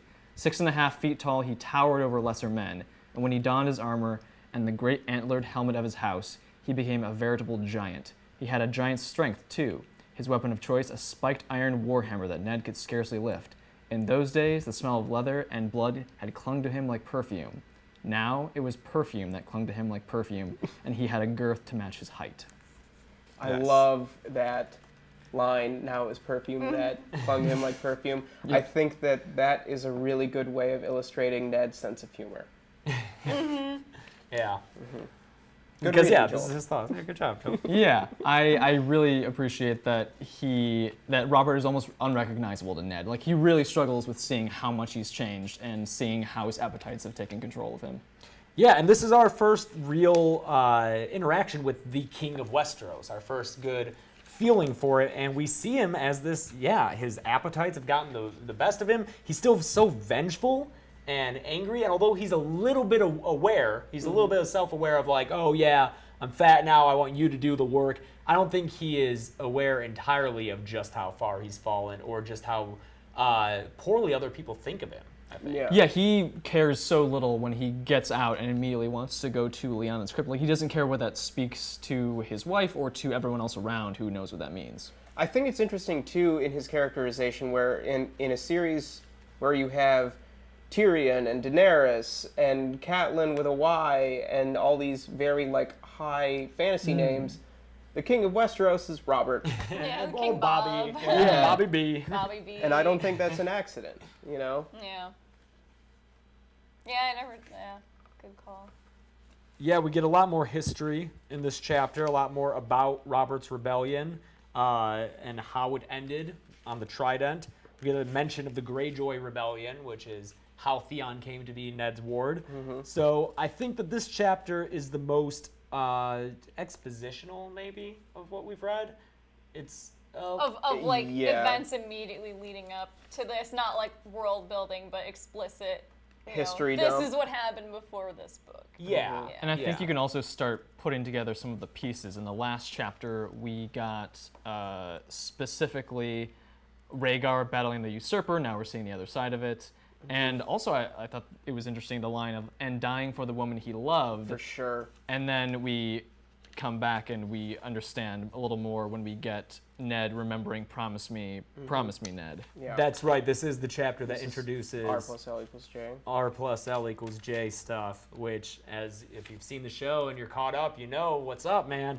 This is how early that scene is introduced. Very first I was so books. surprised that it's bam right there. Yeah, Ned's first chapter, Promise Me Ned. And what's so interesting, too, is that before Promise Me Ned, we get dying for the woman he loved. Ned has a sympathy for his enemy that I think is really important when you think about like the information that Ned has versus the information that Robert has. Robert hates Rhaegar. Yes. Still to this day, in my dreams, I kill him every night. It's not enough that he already killed him. And there was nothing Ned could say to that. Exactly. Yeah, because he can't explain it. Yeah. Why he can't agree with him. Yep. He just ignores it. This really, though, of all the chapters, I probably have the least to say about this one, other than the R plus L equals J stuff. There's the images of the crypts and the foreshadowing that does. I have a small question. Sure. He's talking about the tomb of Lord Rickard Stark, Ned's father, who, as is explained in this chapter, was killed by the Mad King, Yeah. Aerys Targaryen. Sorry. That is a king, Aenys Targaryen. I'm not. Targaryen? He's the second Aenys. Targaryen With a king. Y. Yeah. With a Y. Yeah. But it says, stone fingers holding tight to the sword across his lap, but in life all swords had failed him. Yeah. What's that quite mean? What's that mean? I just think it's just that nothing could save him. Isn't it also the method he was killed? Is Yeah. he had it's like the Mad King basically put Ned's father and brother in a saw trap in the throne room. Like, and I'm trying to think of the best way to describe how it was set up. His father was about to be burnt In a alive cage. in a cage, and his brother was Had like tied up around the neck. and what he was able to crawl for. I think he had a sword, and I think something. The sword was out of reach. The sword, He was- exactly. Yeah. So the sword is out of reach, and the farther he crawled to reach the sword, the more he was strangled by this rope while he watched his father burn to death. So it's like, I think that's what that means. It's like that sword failed him. Okay. Yeah. Okay. Cool. And I forget when we get that information, and like I don't- Liz just asked, why did the Mad King order to strangle Brandon? I think we'll get that information later, Yeah. which is going to be my excuse for I don't remember. I think I know, but we'll get it later. Yeah, we'll And get it. I later. only know because of the Hardcore Game of Thrones podcast. So this is not even book knowledge. It's Yeah. secondhand book knowledge. But we will. I think that this chapter, its setting in a crypt is very important. I think this chapter is meant to introduce some more mystery. We're starting to get more mystery into what I think is really a mystery novel. Oh yeah, the first one. Yeah. Yeah, there's a lot of mysteries. So yeah, we once we've established sort of our we'll get the big first beat of Yeah. mystery in Catelyn too. like we get our hero family, we get our hero character who by all accounts is noble, is Yeah. loyal, is someone who we look up to, and we start setting up that the king is troubled, the king is surrounded by flatterers and fools, and that going south would mean going to a dangerous place. Yeah. Yeah. I do love the line before we move on to Jon I. The closing line of the chapter, he could feel the eyes of the dead. They were all listening. He knew, and winter was coming. So foreboding, so intense, so creepy. So stark. So stark. Just stark things. Hashtag just stark things. So I think we're ready to move on to Jon Snow. I love Jon. I love this chapter. I love Yeah, this good is a chapters great one. I love much. that this chapter is just a parade of really great character descriptions. There's Yeah. one Yes. misstep. Yeah. Oh. Oh. Oh, there's yeah, a big you misstep. guys, we're about to. I don't know what it is. I guarantee if George R. R. Martin could rewrite a single thing in the books, One thing. it would be something from this chapter. Go ahead and say it. Yeah. Oh wait, I'll read it. Okay, all right. Yeah, it's your turn. Okay. No, I don't want this to count as mine. But Jon hesitated, then nodded slowly. Can you climb down, or shall I bring a ladder? Oh, bleed that, the little man said, Tyrion. He pushed himself off the ledge into empty air. Jon gasped, then watched with awe as Tyrion Lannister spun around in a tight ball, landed lightly on his hands, then vaulted backwards onto his legs. Yeah. So this Yeah. this stuck out to me. I'm open to it because I have not read the books before. How does this fit into Tyrion the rest of the way? It does. Zero. They retcon it a little Yeah, later. he does. Oh. He later describes Tyrion, and again, this is so far in the future, but So he far, describes yeah. Tyrion as being in constant pain. Yeah. He really, Oh. yeah, I his think- legs always hurt. Because when he and wrote this, he hadn't consulted with actual little people, Yeah. yeah. And then after he did, he was like, "Oh shit, they couldn't do this." Yeah, there's Yeah. no way. Yeah. So and you can also, yeah, like Jon's drunk. You know, like Yeah, maybe maybe he Tyrion just imagined it. fell. He just kind of like popped off. John's having like a Dumbo Yeah. moment where he's like, Pink Tyrion's on parade. It's like this little guy came up to me and told me to wear my bastard like armor. Yeah. It's crazy. I mean, it made me reevaluate what I thought I knew about Tyrion for sure from the show. I was like, This is okay, our maybe first he's a introduction of master Tyrion, too. acrobat as well as a smart guy. But Yeah. even so, later I've read ahead a little bit. He's going to go on to explain that, like, okay, well, I don't have much, but I've got my mind. It's like a whetstone. I'm going to read books, and so it's one book though. How are you already forgetting about the physical prowess that he has in the scene in this chapter? Because that I we're think it's getting? just so dumb.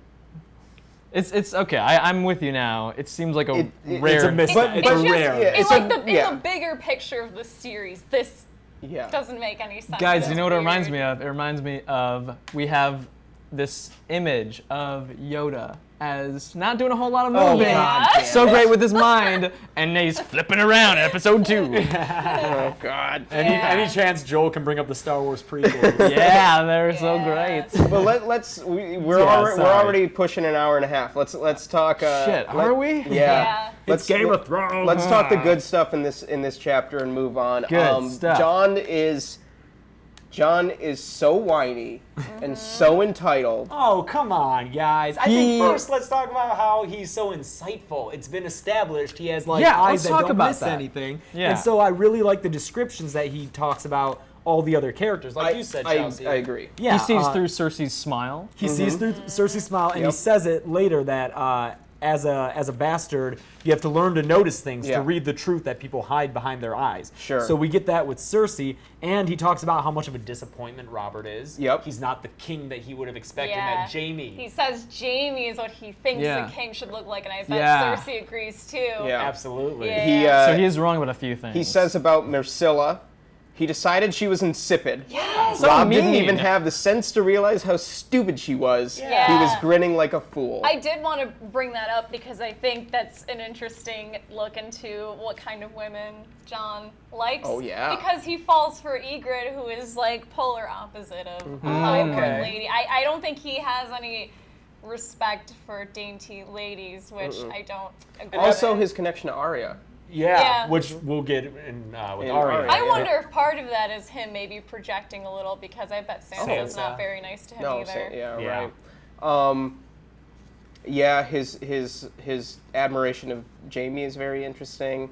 I do think though the cynical way of reading this is that he's making snap judgments of people, and I think this is something that's going to get him in trouble when he ends up at the Wall. he's very these big kind of character traits that we get in this again first chapter are things that we're going to see be a problem for him later. Even though he does have this kind of sense of intuition about character, he sticks to that probably longer than he should, and he's unwilling to accept that people can change or that people are different from his first impression of them. You know. And I mean, we know that when he gets to the wall, he has some issues fitting in with the lower born, but I think that it's interesting that in this chapter, he considers himself more of the commoners. He relished the stories that the youths around him were telling of battle and betting of the hunt. He was certain they were more entertaining than the king's offspring. And like you said, with Myrcilla, he doesn't think much of her, or the princes. And so I think that here it's like, oh yeah, I'm one of the cool guys. And then it's not until he gets to the wall that's like, no, dude, you're still highborn and spoiled as shit. Yeah, you get to go to feasts. Like, oh, you just sit in the back. He's got to learn a lot still. Oh, exactly. no, yeah. But yeah, that's what I mentioned earlier. Comparing this to the way Dany views her upbringing is really interesting, because I would say Dany's had it worse. Yeah. Dany, effectively didn't have a home. Yeah, she was on the run her whole Yeah, life. Yeah, but Jon got to live at Winterfell Exactly. in a manner in which most bastards aren't privy to. So which we're we going to get in see Catelyn his, too. his point of view, the way he, frames the world completely change when he goes up north. Yeah, it's partially the wine, but we're also seeing him, try and commit to things he doesn't know anything about, and also not take his uncle's advice. You're not my dad, and I'll never father a bastard. I love Oh, that's really important. Yeah, I and think. then he when he storms out, I love that with Benjen trying to impart some wisdom on him. You would if you know what that meant about the Night's Watch vows and how important that is to Jon going forward. I really think it's interesting that he compares himself to a Targaryen. Oh, where? Darren? Yep. Daenerys Oh, Targaryen yeah. was only 14 when he conquered Dorne. The young dragon was one of his heroes. Yeah.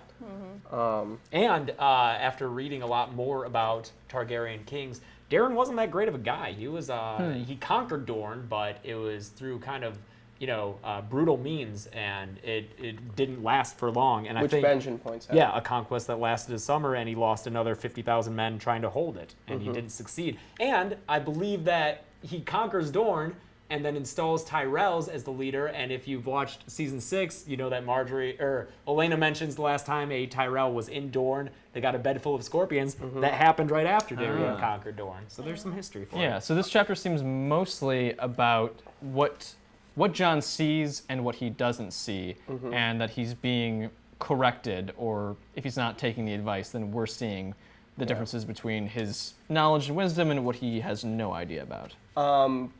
One passage I want to read before we move on. When Jon storms out after he starts crying and he spills the wine and everything, he storms out in the yard, and George writes, "The yard was quiet. A lone sentry stood high in the battlements of the inner wall. His cloak was pulled tight around him against the cold. He looked bored and miserable as he huddled there alone. But Jon would have traded places with him in an instant." That stuck out to me too. Yeah, right? And I'm not really sure exactly why, other than just the wall imagery and the watcher on the wall. Maybe that's all it is, but I think that this is, it feels more important than that. Yeah, it might just be him being whiny. I wonder if also it's the idea that this man on the wall isn't tied to a family Or and expectations. Yeah, there's no, because even though Jon's not a Stark, he still has to attend to this banquet. He still has to be there and has to be in this position where he feels humiliated. And I think that's probably part of why at least the wall's really appealing to Jon, because he's rescinding any family names, any family ties. I think it also shows his lack of appreciation for his own position. He thinks it would be better to be, a man of the Night's Watch, or to be some sentry on a wall in Winterfell, when he has incredible advantages. And if he had that position, or when he gets to the Night's Watch and is in that position, he may realize that things are not so great. Jon always struggles, throughout the series, Jon struggles with the situation that he's in the moment. It's something that he's never really fully grasped, is what to do, what's the right thing to do today. And I think that that's very clear here early on. He's always somewhere else, but he's 14. He's a boy who's 14 years old. Like, obviously he wants to be Daemon, Daemon Targaryen or the sentry on the. He wants to be anybody but himself. You know. if the Smiths existed in Winterfell and Westeros. Finally, this chapter introduces the relationship between Jon and Tyrion, which is Love one of my Jon and favorite Tyrion. relationships, and great. it's such a shame that we never get more of it. Yeah. We get a bunch of it in the beginning of this book, but it's kind of just left as something that could have been. But this passage is just so great for them. Let me give you some counsel, bastard, Lannister said. Never forget what you are, for surely the world will not. Make it your strength, then it can never be your weakness. Armor yourself in it, and it'll never be used to hurt you. Jon was in no mood for anyone's counsel. What do you know about being a bastard? All dwarfs are bastards in their father's eyes. And this is dialogue so great that I'm pretty sure they take it word for word and put it in the show. Yeah. It's just, I love This it. is one of the best passages from a Game of Thrones, and I mean the book, not the series. I love in that moment Tyrion Lannister stood as tall as a king, is a beautiful line. To end it, yeah, to end this chapter. It was great, but like it was a little over the top for me. Oh. There's wait, some do you stuff think? in this chapter What? that make me think secret Targaryen. Oh, for sure. Oh, for The way it Tyrion? talks His about hair is, hair like, white so blonde. white. almost Yeah. Also, yeah. you are your mother's trueborn son of Lannister. Am I? The dwarf replies, sardonic. All dwarves are bastards, and their fathers are their so many. In this things. case, I see it completely. If it that would be true. Sucks. Yeah, that's a theory about Tyrion tall not. as a king too. Yeah. You know, Yeah. it just. I could see it. I don't think it's a terrible theory. I mean, I guess when you get R plus L equals J so early on, it's not crazy to think that you could be getting A plus J A plus equals J. T. Yeah. So we'll point that out more as we read. It's just basically the theories that Tyrion is a Targaryen. Secret Tar. Secret Tyrion. Secret Targaryen. It's hard to say. But we'll point out more of those hints as we read along. I don't want to get into it too Anybody much. have last thoughts on Jon 1? I do. Uh-oh. This was at least for me, my first experience with food, which you guys have told me is important in the show. Oh, yeah. And I just is the loved, best. I love this moment. The when, onion? When Benjen just grabs like a steaming onion and just like bites into it like an apple. Yeah. And I got really hungry You're, for just like wanted it thinking too. a big onion, though. This would be a small onion. Like a pearl onion? yeah, like Alright. a pearl onion. But you it still would be palming covered in an onion gravy. and just chomping into it. Yeah. Dripping brown with Yeah. gravy. Yeah. Like the guy in the beginning of Iron Chef when he like eats the pepper. Ah. if you guys want to click below and get our Amazon code to order the official Game of Thrones cookbook, Or anything. I highly recommend Oh it. yeah, we'll make a link for that. Yeah. Also, I don't get the "not all bastards need be dwarves" line. I think that's just saying that dwarves are people in this universe who are respected even less than bastards. Yeah. They're a joke. No one ever takes them seriously. And Tyrion is saying, you don't have to be that way. Even though you're a bastard, you can still amount to something. There have been bastards in history who Yeah. have risen through, whether it be the Night's Watch or Targaryen bastards who tried to make a name for themselves. Yeah. You don't have to be taken as a joke. You can be the bigger man. Oh. Okay, so I think we're ready to move on to Catelyn II. Yeah, Catelyn. Also, I saw earlier people discussing the pronunciation of names. Some people were saying Caitlyn, Catelyn. I think it's kind of up to interpretation. I've listened to so many podcasts and heard so many names pronounced differently. I've heard Varys and Ooh, that just feels wrong, just though. so many different pronunciations. So don't get on our case. about Liana it. and Lyanna. Yeah. Yeah. So everyone can say it however they want. It's cool. Sansa. Yeah. You say Cersei weird. I don't say Cersei weird. You say Cersei weird. Sometimes you say Cersei. Yeah. Yeah. And George says it like Cersei, which Oh, Oh, that's really? so weird. Yeah. Yeah. Cersei. So whatever. You got Yeah. it. Catelyn II. This is when they get the message from Maester Yeah. Luwin that Lysa Arryn thinks that the Lannisters killed Jon Yeah, Arryn. she's headed back to the Vale. Yes. I wrote end of Act 1. Oh, it does introduce the mystery. Yeah. And it is Catelyn telling Ned to accept Hand of the Go King. south. Yeah. I Right. think that this is the chapter where it really nails in how Catelyn knows people and knows how to read them. Yeah. Because, there's so much of it, but I think the line that exemplifies it the most for me is that, where'd it go? It's when she's trying to convince him of something, and she feels for him, but she says, that she can't embrace him just yet. She knows that she has to keep him. Oh, yeah. Yeah, I know I underlined it. Shit, I know exactly what you're talking about. Here, bottom 66. She can't go to him, I think is the phrasing. Sorry, guys.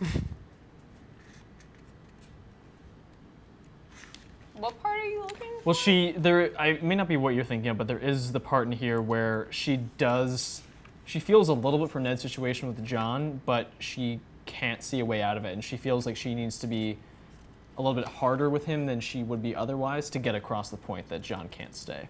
Yeah. What's the line there? Let's see. It's top of 66.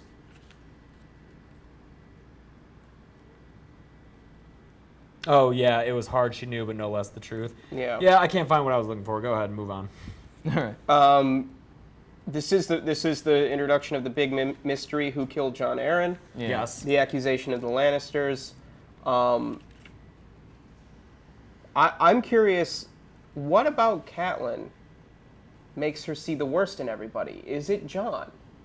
Well, I think the end of this chapter really shows why she fears Jon. Sure. Is because when she's talking about Jon joining the Night's Watch, and in time the boy would take the oath as well. He would father no sons who might someday contest with Catelyn's own grandchildren for Winterfell. Yeah. And Chelsea, you've always explained this with Catelyn and like the history. Yeah, I mean, that's why I really defend Catelyn. I know Catelyn's really shitty to Jon, but, and she says this in this chapter too, it's not that Jon is Ned's bastard. She doesn't really care about that. It's not. Yeah, she says that. Yeah, it's not the Yeah. betrayal of marriage. It's the fact that Jon is treated like a member of their family. And when you think about it, a mother's job in Westeros, especially like a lady of a major house, her job and her one role and biggest honor is to produce heirs for this major house. And to have a bastard living at home who resembles their father more than her natural born first son. Yeah. That's such a huge slight for her. That's basically just an undermining of what her entire role is or her biggest purpose. Yeah.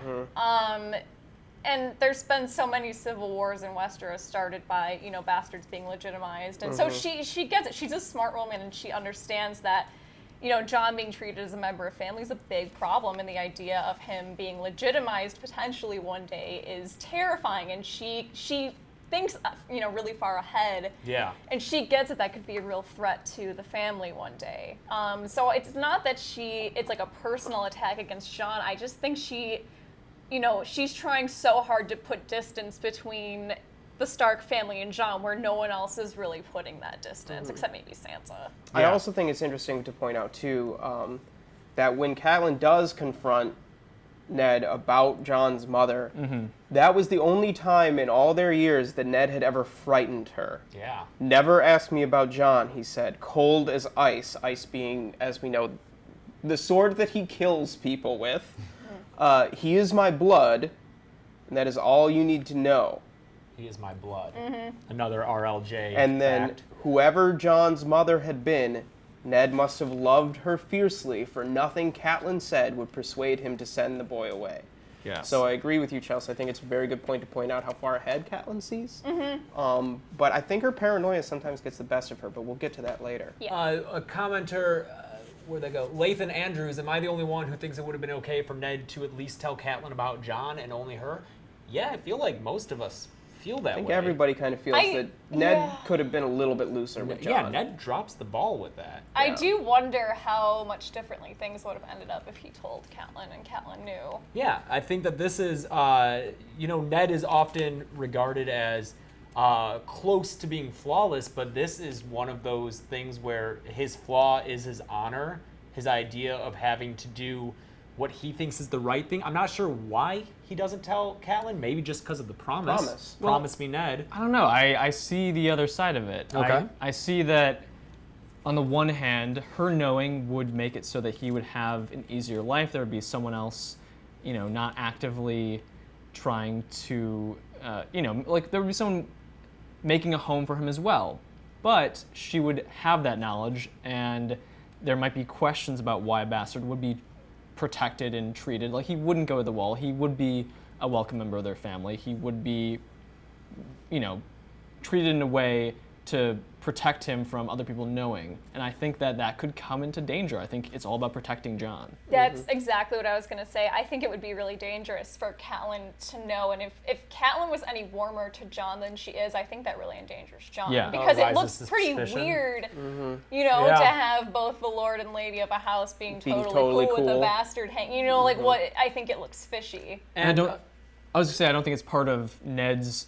It's not part of his brain, brain of being dutiful to the vows that he makes to bring this burden onto someone else, Yeah. especially his new wife. Yeah, he probably thinks he's doing a favor by not doing that. Who was it? Paige, I think, was saying she feels really bad for Kat because she thinks that Ned really loves Jon's mother, not knowing it's his sister. And I love this line on page 65. She's talking about how she'd heard through the grapevine at Winterfell that people would whisper of Ashara Dane, and they told how afterward Ned had carried Sir Arthur's sword back to the beautiful young sister who awaited him in a castle. Yeah. And she's talking about Arthur Dane's young sister, Ashara Dane, but this is right. He does carry Sir Arthur's sword back to the beautiful young sister, but it's his own young sister. And I love that. That really jumped out at me. The legend, though, of Ned and Ashara Dane, I think is such a great red herring. Yeah. Especially later in the series when we meet Eddard Dane. I think that it's such a great way of throwing us off the scent. These books have been out forever. R plus L equals J has been picked apart like no other theory from the series. But reading these the first time, back before the show really got going, I really believed Ned and Ashara. Yeah. I did too. Yeah, For sure. I didn't know RLJ until after I was finished with the books and went online. That's Yeah. cool. I didn't pick up on it. Yeah. Also, I did find that line that I was looking for, and this is just, like I said, exemplifies how Catelyn knows people. Earlier, she's like, you must not refuse him. She knows that Ned must accept Hand of the King. And later, when he's still arguing with her about it, Ned glanced helplessly around the bedchamber. Catelyn's heart went out to him, but she knew she could not take him in her arms just then. First, the victory must be won for her children's sake. She knows that to comfort him, it would. She wants to, and she cares about him, but that it would cause her to lose this argument. This battle that she believes she has to win.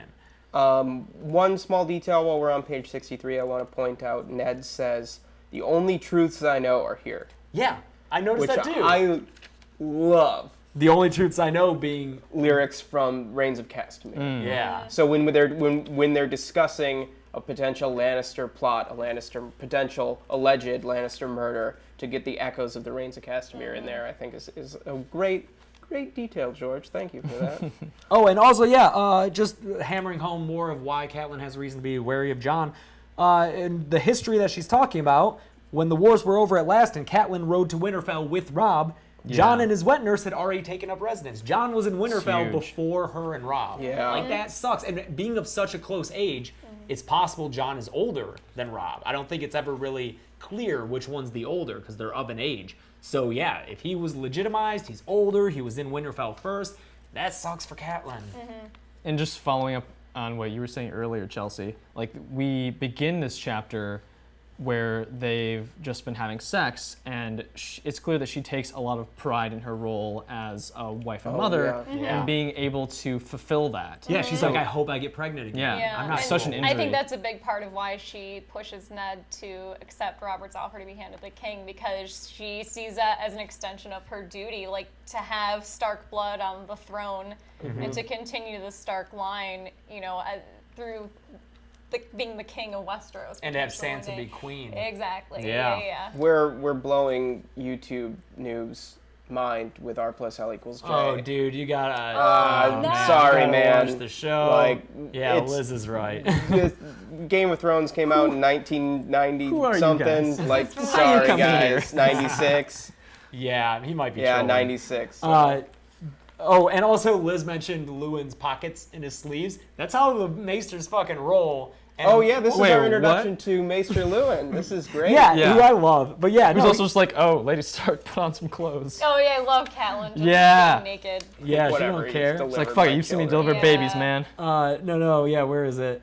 With he like just pulls out all kinds of shit. Yeah, here we go. It's his robe was gray wool trimmed with white fur, the Stark colors. Its great floppy sleeves had pockets hidden inside. Lewin was always tucking things into those sleeves and producing other things from them: books, messages, strange artifacts, Books? toys for the children. Toys. Toys. Santa Claus Lewin just being like, "Here, Bran, have a little wooden horse." That's so weird. I love all like knowing the importance of the Maesters later, all the gray imagery with Lewin. How Lady Dustin later refers to them as gray rats. That's a long way away. Floppy stood out to me just as a word choice. I really enjoy. It's very apart from the world that we've set up. So I like that it establishes Big an fluffy earlier time, like a more innocent time. Something going off of Maester Lewin's introduction when a detail I really liked. He's kind of leading Ned and Catelyn to the discovery of the secret message. He doesn't explicitly tell them, I found a secret message. Yeah, he talks about. And how he Catelyn is the one who says, a lens is an instrument to help us see. That is Catelyn's observation. So Catelyn is very, very smart. Yeah, she's very intuitive.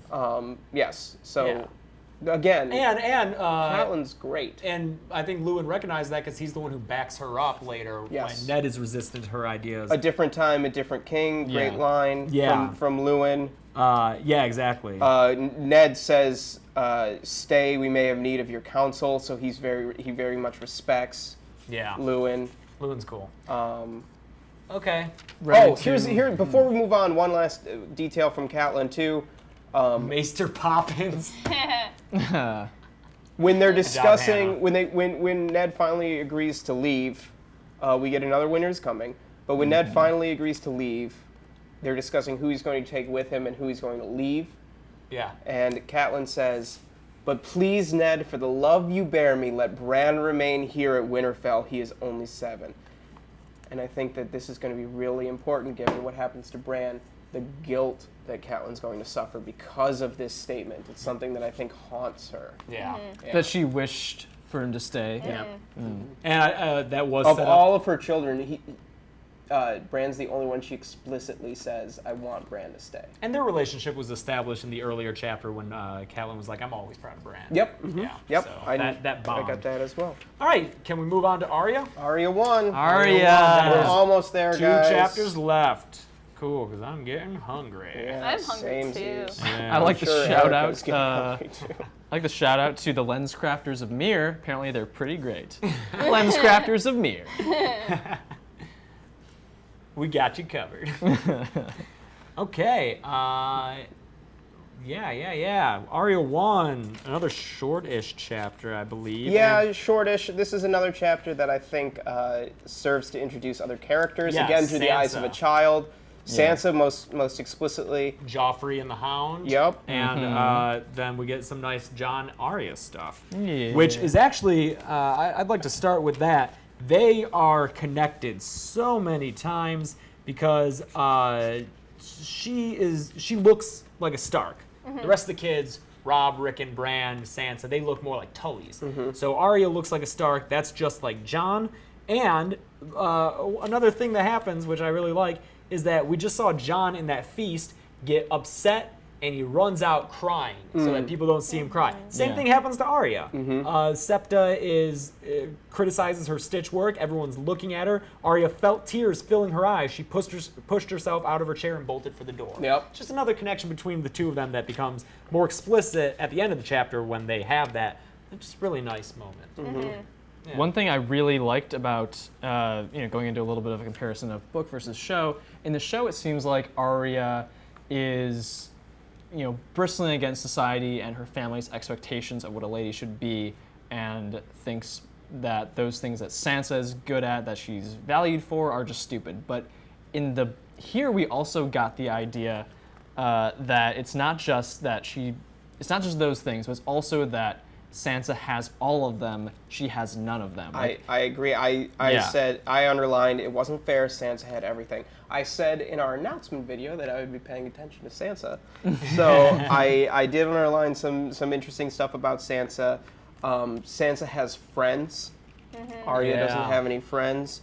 Sansa, Arya does have a respect for Sansa, I feel like. She says, speaking of referring to Sansa, she says, Sansa, blushed prettily. She did everything prettily. Arya thought with dull resentment. So she does resent Sansa, but to say that she does something prettily instead of making fun of it, I think still shows a begrudging respect. She's jealous of Sansa. Her voice was soft as a kiss. She gets to sit with Joffrey. Arya had to sit with the fat one, naturally. Naturally. I like that. That's a one-word sentence. Naturally. Yeah. I think that's part of Arya's sarcasm.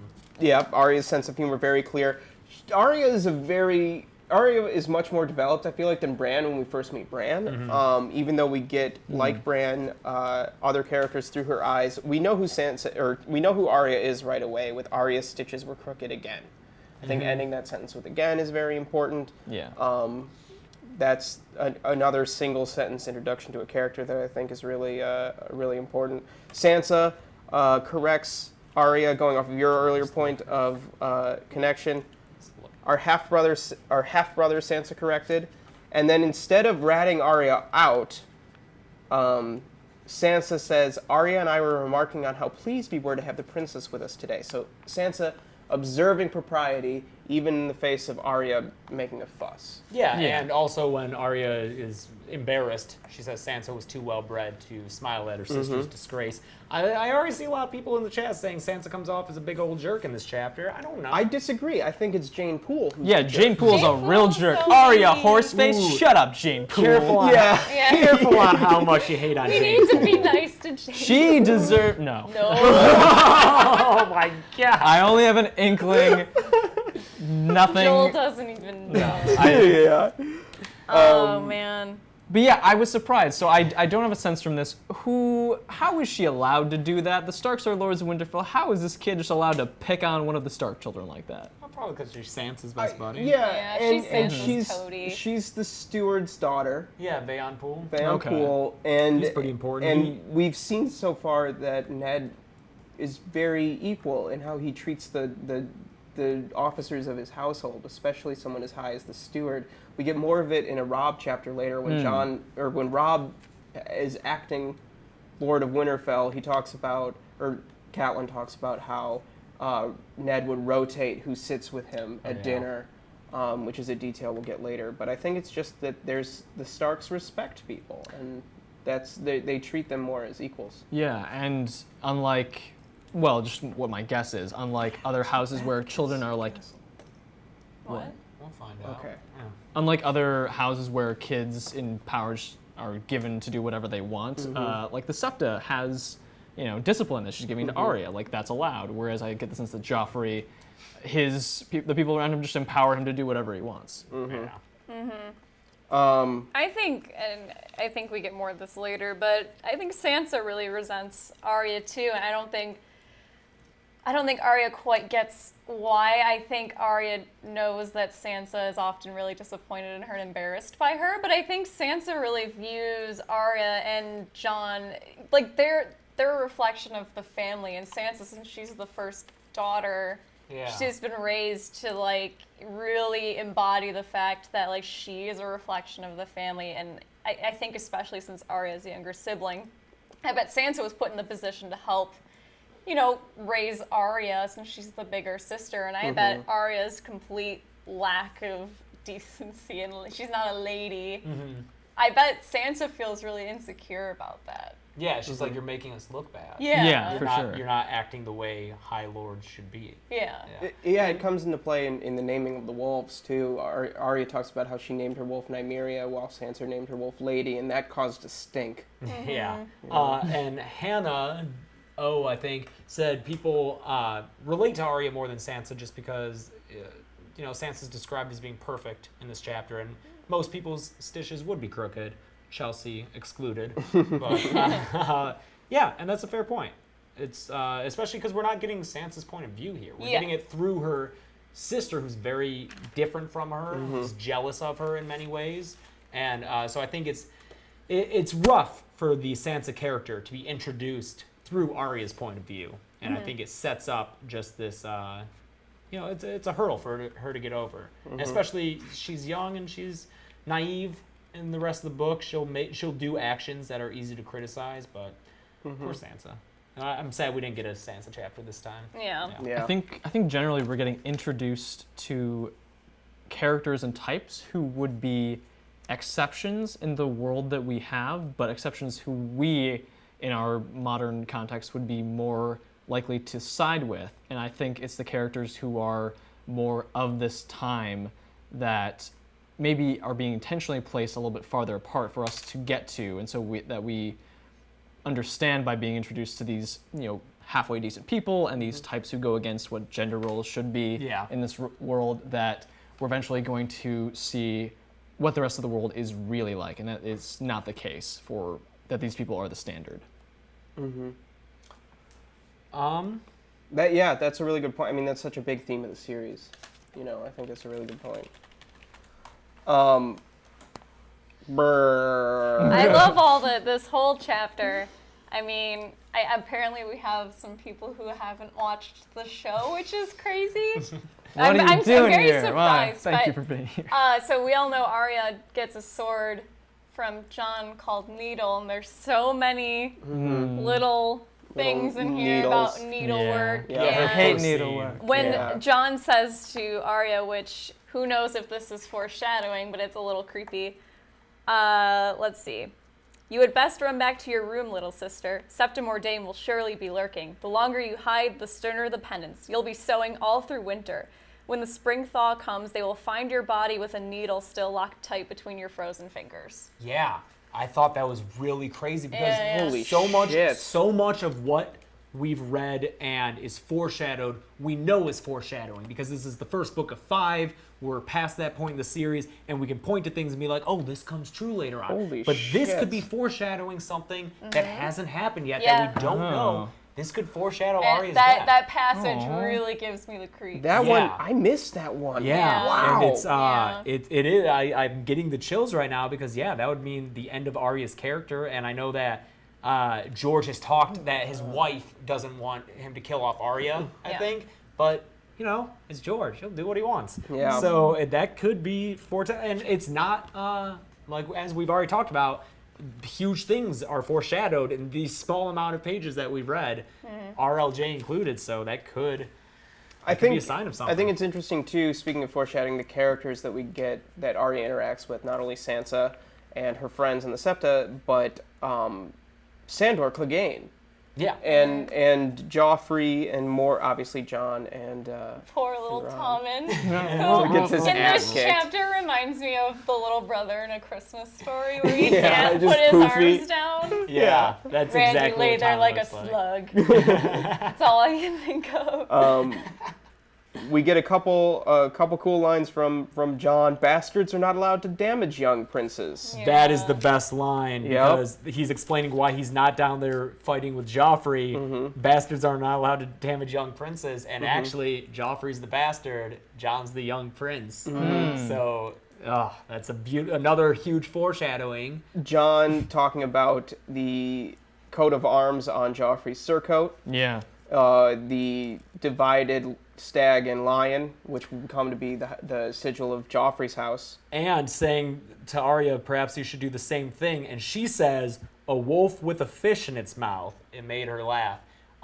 Because it's something more specific to the book, I don't want to say why that line's important, but that line is pretty important. Yes. A wolf with a fish in its mouth. We'll come back to that Oh later. my god, I didn't even think of that. Yeah, so it's just we'll that's come- what is great we'll come about these back to books. that. That's How cool. long? I get why it takes them years to write these because when each sentence could mean so much. Which is why we're pushing 2 hours. And he has the luxury, I wouldn't say the luxury because everything that's said here becomes meaningful later, so there's a lot of attention being paid, but I can only imagine the difficulty in later books of making sure that some things are paid off or that other things he mentions don't contradict anything he's mentioned previously. Well, he has he has Elio Elio Garcia and Linda. and Linda. They help him. He consults them and is like, "Hey, would this contradict anything?" Don't they run Westeros.org? Westeros.org, Yeah. So he has They're he like leans OG on people. It's nerds, not just Game of his Thrones word. nerds. Sure. That's Yeah. good to be able to farm out the resource. knowledge and research, fact check, and Westeros.org. Yeah. fact check his own world. John says nothing is fair. Yeah, and I think that's cool that out of the Nothing's 6 fair. point of view characters we've had so far, only 2 of them are men, Bran and Eddard. That's true. Or like Jon's a man, but he's a bastard. Right. And the other point of view characters are Catelyn and Arya and Daenerys, who life is not very fair. for. Yeah. Everyone's upset we're not explaining the wolf with fish in its mouth. Well, I don't not want to gonna- know. Yeah, Google- Joel will Google kill it. us. Someone's- getting it. If you someone's Google Googling it, you'll it. see. Yeah. Yeah.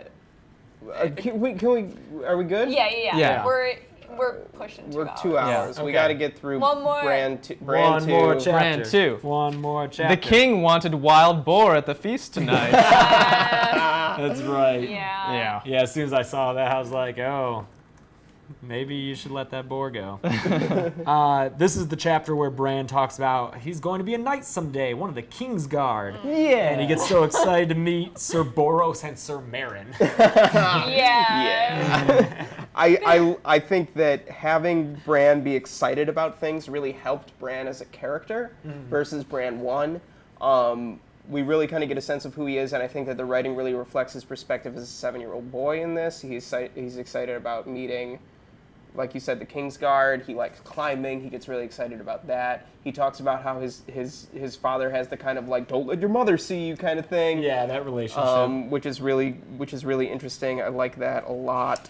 Yeah, this and- gives us just a little bit more history. The Dance of Dragons is mentioned. Yep. A bunch of historical figures like Serwyn of the Mirror Shield, Aemon the Dragon Knight. These are all. What's crazy is that each of those names, which are just set in a list, have like pages and pages of history details behind about them. Another mention of Sir Arthur Dane, the Sword of the Morning, Yep. with no explanation of what the Sword of the Morning means. Yeah. Which I love. I love.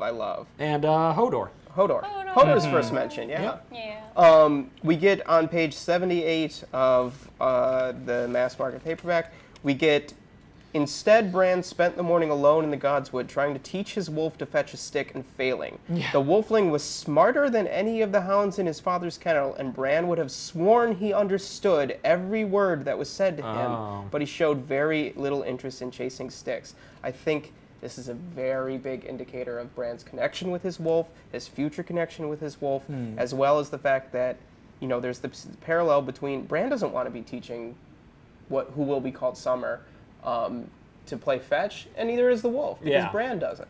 So I love that detail. And we get into another amazing line of foreshadowing, I thought, is on near the top of 81. Most of all, he liked going places that no one else could go. And he likes seeing things that no one else ever saw. His favorite done. haunt. Yes. I loved that. This is setting up his, oh, hey, you know, further down that, I circled the word shinny. Yeah. Isn't that supposed to be shimmy? No. It's shinny? There's both. Where? He shimmies up the tall Oh side? yeah, that Yeah. was weird. I didn't question it. Yeah. Did anyone else, like, and maybe this is me reading it after the last season of the show, which was just so batshit, did Bran's insistence on climbing seem, like, weirdly compulsive to anyone else? Like, he needs to climb Oh, that's to make really things interesting. happen? Oh. Because they try so hard to get him to stop, and he just won't, to the point where it's weird. And even on this fateful climb, Summer starts howling at him. That As is if to- interesting, As as if if to to stop stop him. And he Yeah. just I won't noticed stop that as howling. well. Yeah, like it almost feels like there's some like force And he's- making him want to climb. Part of the reason that he enjoys going up there, and part of the things that he does while he's up there, is feed the crows. Yeah. You know, feeds them corn, and they seem to like him. It's a lot of crow imagery. Yeah. Oh, yeah. So Yeah. you got crows kind of encouraging Bran on Yeah. this climb. You It- got Winter or Summer trying to stop him. It almost seems like Bran 1 was just like, we need to have this scene. Yeah. Somebody has to be our way into it. It might as well be Bran. And this is kind of the first real Bran chapter that does the same things that other 1 chapters do. Yeah. Yeah. Gives us a feel for the character. Yeah, and plus, like, this kid alone versus him with his family, him For with sure. all the expectations that he has. Yeah, we're naturally going to get him in his own environment. And I love that it's, you know, like any other kid would be like climbing trees all the time, just climbing what he has available to him, like parapets. And we get a little bit of history of Winterfell here. We already heard about the hot springs that it was built upon in one of the Catelyn chapters, but this talks about how old it was, how the the land wasn't leveled before it was built, how hallways are so crooked that you wind up on different floors. I really like that imagery of Winterfell, and it just makes me feel more at home there. Let's get to Cersei and Jaime. Yeah. Now in the show, we've heard them speak, we've seen them, This had- conversation yeah. takes place in King's Landing. Yeah. In the show, A lot of it does. they're standing over yeah, Jon yeah. Arryn's funeral, having Yeah. this conversation. Yeah. But in the books, this is the first time we ever hear either of them speak. Oh, that's true. Yeah. Oh yeah. No, no. Cersei. It's not Cersei- dialogue. It's not not dialogue. dialogue. Yeah. when It's just she sort says- of elided over. Yeah, like Ned doesn't even give her the dignity of quoting Yeah. her. Yeah. Nope. He's like that Lannister bitch. She said something or other. Yeah, I also really like that Cersei knows Ned. She Yes. said, I was certain Stark would refuse him. Yep. And Ned wanted to refuse him. Yep. If it had just been Ned, Cersei would have known how to play him. It was Catelyn who changed his mind. I think that obviously that comes into play later. Cersei knows Ned and knows what he's going to do and is able to predict his actions. And that, Yeah, once Ned's alone in King's Landing without without Catelyn. Yeah. I think yeah. that's echoed later when Cersei says to Jaime, he means to move against us. Why else would he leave the seat of his power? And Jaime responds, 100 reasons, duty, honor, almost quoting the Tully words. Oh, nice. And he mentions the wife too. Yep. Family. Yeah, family. So I think that's Very nice. spot on.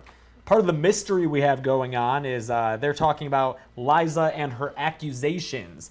And if she knew anything, she would have gone to Robert. And this seems to be pointing in the direction of, yeah, they did kill Jon Arryn. Although, little do we know. Yeah. We get our first mentions of a few characters by name Yep. in this same conversation. Yep. Stannis, Renly, and your boy. Yeah, Littlefinger. I'm so excited that he came in on our first week of reading. And just like, we already have a feel for him. Give me honorable enemies rather than ambitious ones. Littlefinger, gods help us. Yeah. Yeah, that's Yeah. right. The really interesting conversation that Bran overhears. We do get, as someone pointed out earlier, Jaime echoing Viserys with sweet sister. Jaime says sister a lot. He never refers. I don't think he refers to Cersei by name in this I conversation. don't think so. And then, of course, Bran sees them have sex. So this is our They're introduction. just naked wrestling. They're wrestling. Yeah, they're Naked wrestling. wrestling. They're naked wrestling. Yeah. It's two Spider-Mans. Having a fight, but they're not hurting each other. Oh, I like that. I underlined this without even really thinking about it. Jamie's talking about Robert, and he's like, he's still in love with the sister. Funny you should say that, Jamie. At least it's not his sister. Some, Get the use of insipid again. Yep, and sip it. I saw Likes that word. Yeah. Yeah. And yeah, we just get. I think it's really important here that we get a sense for Bran's rebelliousness. You know, everyone's trying to convince him to stop climbing, like you said. Old Nan tries telling him a story. He just laughs at it. Maester Luwin does the whole like pottery boy, and Bran thinks it was fun. And then they set the guards on him, and that was the best time of all. Like Bran is so disobedient, and I think that that's really important later on when that disobedience and just carelessness for the rules ends up getting serious. Like here it's like, oh, it's just a kid playing around. But later on that could have huge implications. But And- yeah, that's like a microcosm for the whole series, I think. At this point, all of these issues seem... The murder of Jon Arryn and this mystery that we're just getting into, notwithstanding, a lot of these issues seem very small. And they're going to become so much bigger later. Stuff with Jon, stuff with Arya. I think that's a great point. Yeah. I thought that the phrase "pleasures at hand" was very interesting. At hand. Oh. He's gonna lose his hand. Oh, yeah. Spoiler. Sure. And then, of course, we gotta start wrapping this up. Yep. The things I do for love, and Bran gets pushed out the window. Yeah. And here's something that I thought was really interesting that I don't know if I've noticed before on any of my rereads. So Bran gets pushed out the window.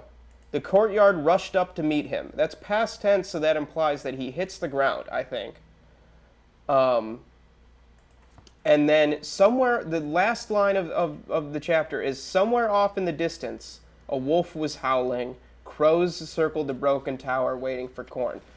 Do we think that this is implying the first of Bran's warging moments? Oh, I could see that. Like he falls. There's no Wargs. context for it. It's like he's screaming. Because the point of view shifts. If Bran goes unconscious when he hits the ground, Right. Oh. then we have another line that says, somewhere off in the distance a wolf is howling. So Bran is somehow perceiving this. I think you could read it both ways. Rushed in the sense of this is the chapter is presented in past tense, but it creates the next two sentences create visuals that are so removed from a perspective that Right. you do feel as if action has stopped and he's landed already. And in that case, I could see that. I'm not so far deep that I want to see meaning like that in every line, but I'm not attuned to what I should be looking for in his writing. Sure, but I just think that it's something that it could go either way, and I think that that's part of what makes it so interesting and what makes these books so enjoyable is that it could go either way. I think it's very important to keep in mind that these chapters are point of view chapters. Right. So if he were knocked unconscious, that should be the final word.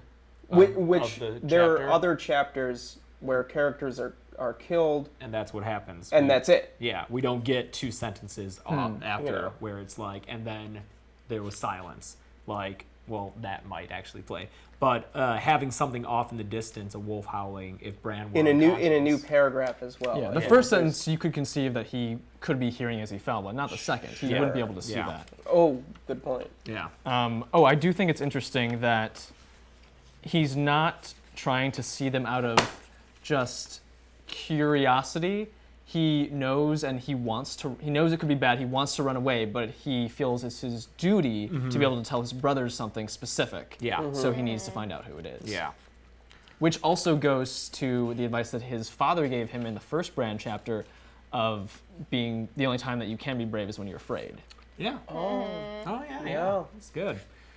Okay. All right, That. we got through it. Yeah. Woo, that's a lot of books. That's a lot of books. Another book. So, before we get into the Q&A, let's talk about next week. Next We're gonna week, do a brief Q&A. Yeah, we should. Yeah. keep Yeah, it sorry short. guys, it's long. Those- Where are we going to? So next week, the issue is that Chelsea and I are going to be at Comic-Con, but we want to keep this a consistent thing. We don't want At to least keep. for these first few. Yeah, we don't want to Yeah. change the days. We don't want to cancel and make you guys like wonder every week what day and time it's going to be on. So we're still going to have this next week, same time, same day. Chelsea and I sadly will not be here.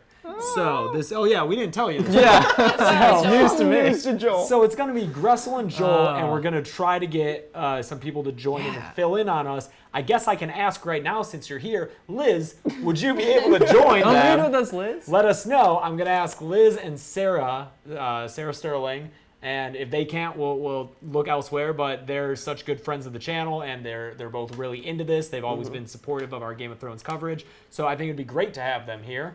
And I'm sorry that that Chelsea and I won't be here. We're going to be playing dress up, and that's a lot of fun. I'll be little. gonna be- So It's gonna be You know. awesome. I'm looking forward to the photos. yeah. Oh yeah, Yeah, Liz, great. yeah, so Liz, that's Liz. cool. All right, Liz. Excellent, cool. So you'll have that. Which chapters should we have a shorter reading? I think we should. Yeah, like Yeah, we give folks Ooh, a- boy, this was a lot. This was 85. a lot longer than we Yeah. expected. It's hard because I want to really get into like the nitty gritty of stuff. So maybe we should read less Should we for do? next time and just see For how this that one, let's goes. read less, especially since we won't be Do here. you want to Yeah. do 3? Do you want to do Tyrion 1, Daenerys 2. Jon 2, Oh, what? Am I missing? and Daenerys 2? And that would take us to what? And that would page? take us to page. Oh, that's only 20 pages. That would That's- take us to 108. Maybe do. And other- then maybe do Ned 2 as well. And that would be up to 120. That would be up to 118, 118. 117. Okay. is where- How many What- pages is that? Just 30? before Tyrion 2. I'm not sure which Sansa it is, but what about through That's so That's much. pretty far 152? I mean, we got 85 this time. That would be the same amount of That would be the same Would it? amount. almost 85 to 150. If it was 80 and 80, it'd be 160. That's how my mind works. Yeah. If it goes to 127, I would love to It'd get a only be Sansa 70 chapter, though. Yeah. But yeah, but I want to be here for a Sansa I know chapter. I want to be here There's, for Sansa. yeah, that's true. Yeah. Okay, how about through 138? Because then you're only getting Through like Catelyn 3? it's only over 50 pages. I was thinking of 127. Have it half of what this is. Oh, that's so little. It is But this still- took so long. But we Joel. also may not be as Yeah. intense because we won't have you guys. Like, Well- are Sarah and Liz going to be as intense? Or Liz and potentially It'll be Sarah gonna different. it'll Maybe. be a different discussion. All right, you guys can read to the end of that Catelyn chapter. All right, so 138. So through Catelyn 3. Okay, through Catelyn 3. Yeah. All right, guys, that's your assignment. Is from Tyrion 1. Ooh, you're gonna get 2 Tyrion chapters. You guys are so lucky.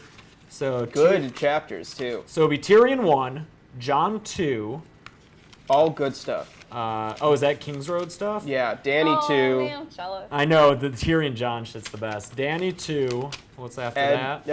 Eddard 2. Eddard Catelyn 2, 3. and Catelyn 3. Is that it? Yeah, I think that's it. Okay, guys. So the end of Catelyn 3. Oh no, there's another Tyrion in there. Tyrion Tyrion. 2. What? Yeah. Yeah, I said Tyrion 2. Oh, I'm sorry, I didn't hear that. I don't pay attention. Blah. So to the end of Catelyn 3. Yeah. All right, guys, can you handle that? Can you handle doing that assignment? And Liz has already read past that point, so Nice. great. She'll be adequately prepared. All right, so you guys will get to read along. If you don't have the books already, is the link in the description below, Gressel? Yes, it should be. You can go buy the books. Oh, that link is not. You son of a bitch. You son of a bitch. I copied all the other links. Well, one, make sure you subscribe if you're not I already can subscribed. get that link. Two, make sure you hit that thumbs up button because we had a good time. We hope you did too. Gressel's about to put in a link in the description of an Amazon link where you can go and purchase the box set. This very box set, actually. I'd get the whole thing, but it's a far away. But it'd be these books. It's the 5 of them. It's very cheap, $30 for Yeah. 5 books. For 5 books, That's yeah. $6 a book. That's amazing for the density of these books. But what's really cool about that link is if you go there, we get a small little kickback and it helps support our channel. Likewise, if you prefer an audio book, we'll have a link to the Audible trial period that you can get 30 days for free on Audible along with 1 free audiobook. Might as well get Game of Thrones, you know? And we also get a kickback for that. There's also a link to our Patreon page if you want to do a monthly donation, but you know, there's rewards and stuff for that if you really enjoy this and what we do, and it helps make our videos better. Right now we're using a new GoPro that we got instead of the crappy webcam that we had for our previous live streams. I hope you noticed the difference. I'm in So focus. He's in But focus. Joel's in focus. Yeah, the edges aren't all blurry, so. Okay, it should be in there now. So now it's in the description. Like I said, mass market, links in there, everything. So yeah, questions, Q&A. Again, it's going to be brief because, you know, it's been going on quite a Let's while. do 15 minutes. Like, we got it. Okay, 15 minutes. Hit us with what you guys thought about the reading. Hit us with questions that you have. Hit us with your best shot. Hit us, come on, Pat. Come on, Benatar. I love Pat Benatar. What are you doing clicking away? We gotta be We've able to got to read see this. those questions. Sorry. Oh, are you doing the Q&A? Okay. Q&A. Q and do. Q and up. Q and up. Yep. One too many. There we go. Great. Cool. So, All right, move your hands. sorry.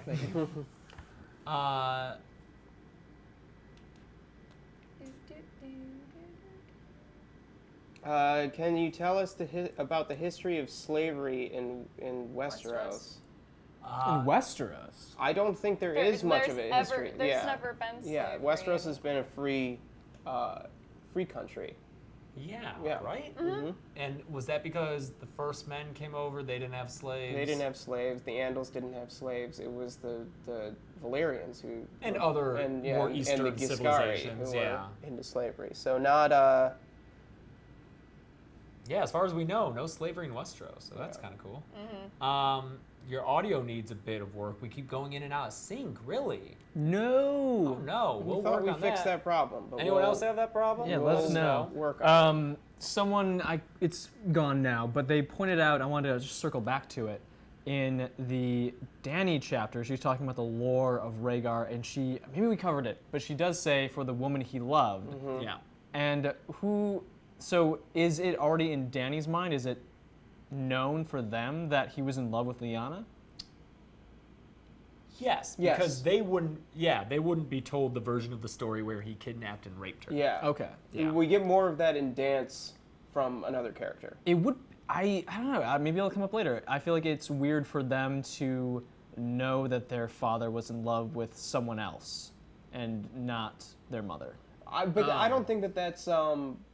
It wasn't their father. It's their brother. Yeah. Oh, right. Yeah, I know. The Right. Targaryen relationship Yeah, really sorry. threw me off. Right. Because there's Elia Martell and then Helia Martell. Elia. who's their mom? Another Targaryen. Just What's her name? I I don't always know. forget. I always Oh. forget. Dany and Viserys' mom, Oh. who dies in childbirth. It's like Rhaenra.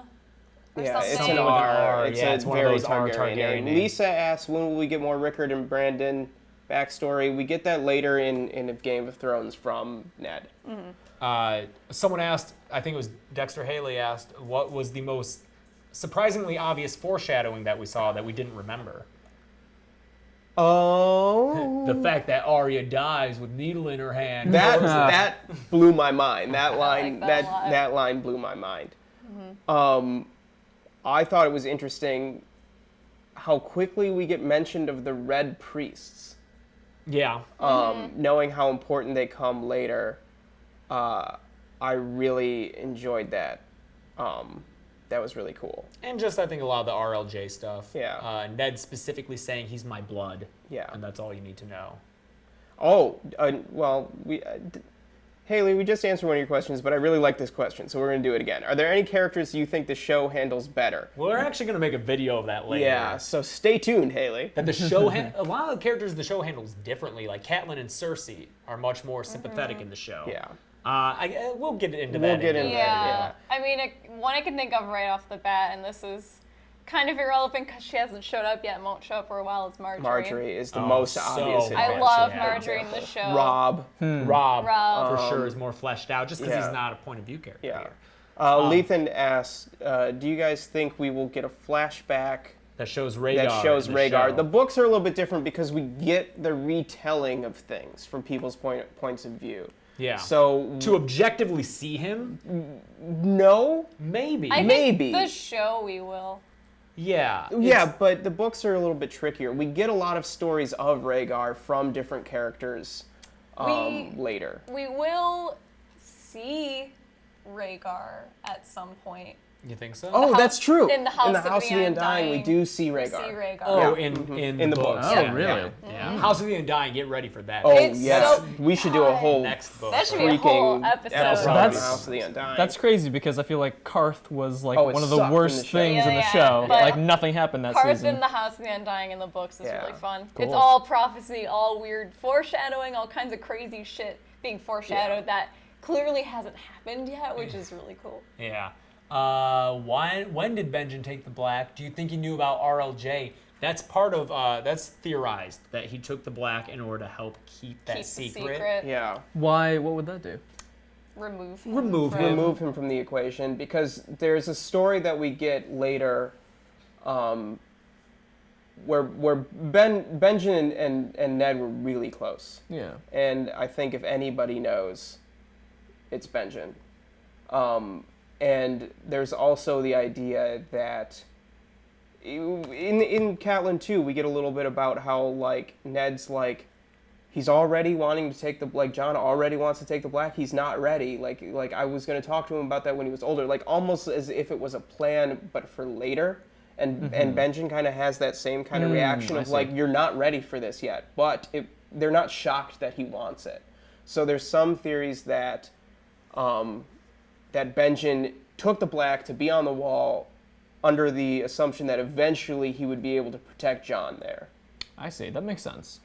Do you think that Ned, a big part of the reason Ned is so reluctant to let Jon go to the Wall is that Jon going to the Wall, he is like officially renouncing any ties to families, including Targaryens. Like he'll never be able to claim his rightful place. I don't think that That's that's something that's important to Ned. I think it's more just that he wants him to keep him safe, and I think that Ned knows how dangerous the Wall can be. Yeah. And I don't think I that can like I don't think that Ned would be trying to Supplant help Robert. Yeah, even if now that he's seeing Robert, he has thoughts about what kind of king he is. I don't think he would be just having Jon be waiting in the wings to take the throne as a Targaryen. But in the event that there's a vacancy. Or maybe Jon found out and was like, I want to be king. I'm rightful. Yeah. I'm the rightful heir. They don't know how Right, Jon they don't know how, is. yeah. Yeah, If that Jon makes finds sense. out and he's still south of the Wall. And then wants to wage war to take the throne that's Exactly. rightfully his, like Dany.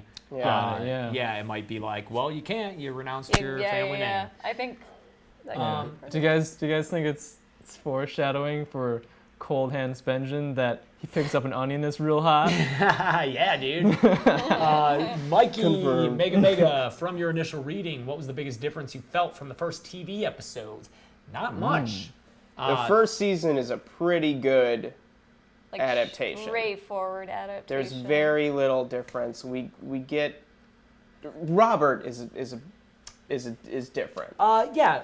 Shit, what's the actor's name? Mark Addy. Mark Addy does Great. great, but he's With the attitude of Yeah. Robert. But Robert, Just the we all- sheer We all size. read Robert 6.5 should be feet. huge. Yeah. She should be enormous, and like, I'm glad that Mark Addy was able to get the role despite not being tall. Yeah. Because I'm glad that He acted did the a hell out great of it. job. He embodied Robert Baratheon Yeah, to a T. spiritually, but physically, I don't think it was quite there. And I don't like being someone who complains about like physical descriptions of characters, Yeah. but like in adaptations. But I think that it's something that other characters respond to. Like Robert is this legendarily imposing figure, and you don't get that as much in the show.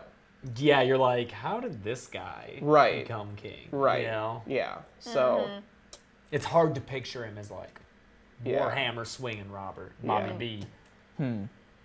Any thoughts on Winterfell being built on hot springs? Yeah, it's actually a dragon down there. Apparently. I love that detail. I think that's an Yeah. amazing detail. Yeah, because it's like, how the hell else would they survive? Yeah, up and there? Catelyn makes the point of in the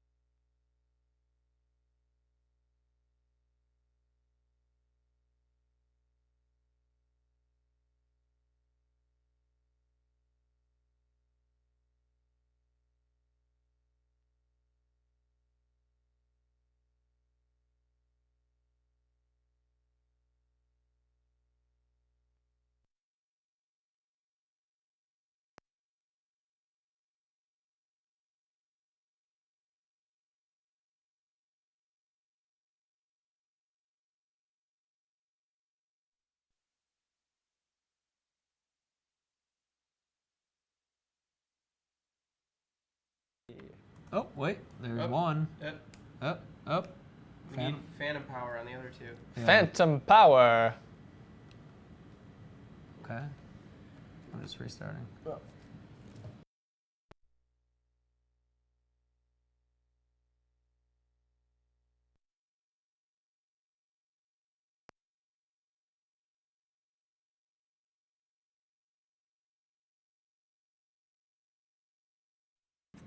Oh, There we go. Okay, sorry guys, sorry. We're back. Sorry. I want to finish. I want to finish your thoughts. Oh on that. yeah, like Who would you want to have a conversation I with? don't Yeah. know. That's so hard. Like, is this is any character, not just characters we've met in the first few chapters? Like Yeah, any sure. character, maybe Olenna. Olenna, yeah. Olenna would be fun to hang out That'd be with. good, especially as a lady. She would take you Yeah. more seriously than other characters Yeah, might. exactly. I feel like if I hung out with her, like I would want to, but I kind of worry that I wouldn't be cool enough for her. Right. Like yeah, I she think would dismiss me out of probably think Tear I'm hand. you really apart, dumb, yeah. Yeah. But that's I'm fine. not I good think enough for her.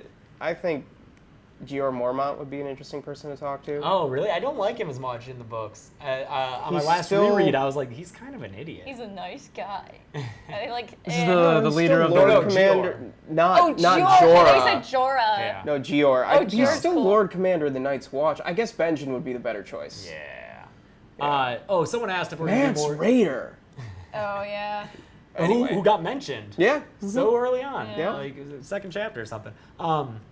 Someone asked if we're going to do more Littlefinger, Cersei news hours. Yes. Oh, yeah, We're planning a whole definitely. series, so we just got to shoot those. There was someone, I don't know who asked it, but someone asked why we think Bran waited so long to name his wolf. Yeah, that's a great question. Because I mean, that's a detail that was done for a reason. Deliberately, and I'm yeah. not, Yeah. I'm not quite sure actually. I just think I think it's as simple as he wanted a good name. Yeah. And I think that you know, if the reading that I gave earlier is correct, he feels the connection already with his wolf, and the wolf may be influencing him a little bit. Yeah. You know. So. Someone asked what our favorite chapter that we read was. Oh, interesting. Ah. Let's have that be the last question. Okay. Okay, yeah. Okay, so I really liked a lot of them. Catelyn's chapters are both excellent to me, but I gotta go with Jon. Jon 1. Jon 1. I really like I love that. Jon 1 too. Chelsea, did you say it was a parade of character descriptions? That's why I was about to say that chapter too. Yeah, and then the stuff with Tyrion at the end, Yeah. that's probably my favorite passage of everything we read was the never forget what you are. It's just so good, and it's so insightful to Jon, and just the anger that he has, and the difficulty he has fitting in with the world, and what leads him to go the wall, which is his whole arc. Yeah. So I'm going to say Jon. I'm gonna say Jon 1 as well. Everyone's just saying I will pick something different. I'm gonna say so Daenerys. it's not just You all really? the You're gonna say same. Daenerys? Oh, Yeah. All right. Yeah. There's I think- a lot of different stuff in Daenerys. That's what's Yeah, cool, yeah. I think Yeah. we're brought into a world apart from Westeros that's very different, but most of all for me, I get a very different internal landscape for her than I do in the show. I like the way she so identifies with the story she's been told about who she is, where her family came from, and her identity is just sort of someone latching onto whatever piece of land she's a part of. She wants to be home, but she has no home. She just has her imagination, and her life is a commodity. Sure. Yeah. I there was a lot in this chapter. Yeah, I shades liked. are in a lot more. Yeah. I like Eddard 1. I like Ed and Robert in Oh, the crypts. yeah. Ooh. Oh, that is a good one. It's a really lot good of history. scene because then it's everyone showing up at King's Landing, which is really weird now in retrospect. All these characters at King's that's Landing fair that we to say. wouldn't like. It's weird. The Lannisters at King's Landing is a weird picture. It is weird. Yeah. Yeah. At Winterfell. Or yeah, sorry. Yeah. It's been 2.5 hours. Yeah. This is a long one. The Lannisters showing up at Winterfell is really Alright. bizarre. I lied. One more question I saw I really want to answer. What is it? If you could see, Lucky Logie asked, what person do you want to see as a POV? Rob. Oh, really? Yeah. But Really? I don't know how much Fucking new Catelyn, information. Jesus, No, dude. I just- Take I your love Rob. fanboy pants I off. want it. No, but there's so much Varys. internal struggle. Littlefinger. Yeah, Varys or Just someone who Littlefinger. has all these I machinations. would want Oh, to is see Varys a never a Littlefinger POV? Oh yeah, no. Oh, I sorry. love that. Would be great. They know Bummer. too much. Yeah, they know too. Yeah. Martin has said they know too much to be Got it. POVs. I kind of wonder like Varys' But there's relationship so much to internal Ilario. struggle with Yeah, we'll get with into that. Rob. Yeah, just shut up. Oh yeah. I'm sorry, that was mean. I don't mean it. Tywin would be a great. Oh, he's not a POV. Sorry, Oh, Joel's heart's man. getting broken. I mean, once we Oh, start that'd be getting great. Cersei POVs, it's a lot Those of are great, the same. yeah. Oh, I'm looking forward to story. that. Yeah, sorry to spoil. I mean, maybe we shouldn't have answered that because it kind of spoils what you don't get. Because yeah, it sucks knowing that you don't get a Varys or a Tywin. But Well, now I know Not not to to get your be. hopes up? Yeah, because it Yeah. wouldn't. There's not like a point at which I'll know. Okay, well, I guess it's not going to happen. So I'm glad I know now. I don't need to hope for it. wow, books are better. We agree. But the show is good too. Yeah. And the show is probably, I mean, the show is what brought us into the world. Yeah. It's what brought you here, probably, to watch our reviews. And it's what brought us all together. So I'm happy with the show, and I'm very happy that 120 of you joined us.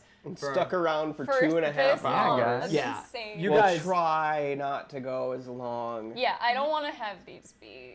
This is long. This is really We'll figure out a structure maybe where we talk about chapter highlights, or we'll get a vibe going where we can move through them quicker. And let us know how you felt about it. If you Sure, yeah, felt like it was please. a marathon, if you Give us liked feedback. the in-depth. If again, I put a poll on this video. If you hover over our video in the upper right corner, there's a white eye. Or right there's over the K in folks. Yeah, there's a white circle with an eye. If you click that, it'll take you to a poll, and that'll just let us have a better idea of what your experience with Game of Thrones is, if this is your first time reading the books, if you've never seen the show, etc., etc. Just check that out and let us know, just because we might be able to cater things a little bit better. Sure. Also, let us know in comments, do you want us to keep making comparisons to the show, pointing out foreshadowing, talking about future events? Yeah. Did we do a fine job walking that line? Yeah, today? this is something we talked about a lot going into the series, is how spoilery do we get with Yeah. the books, because we don't want to alienate our first-time readers. So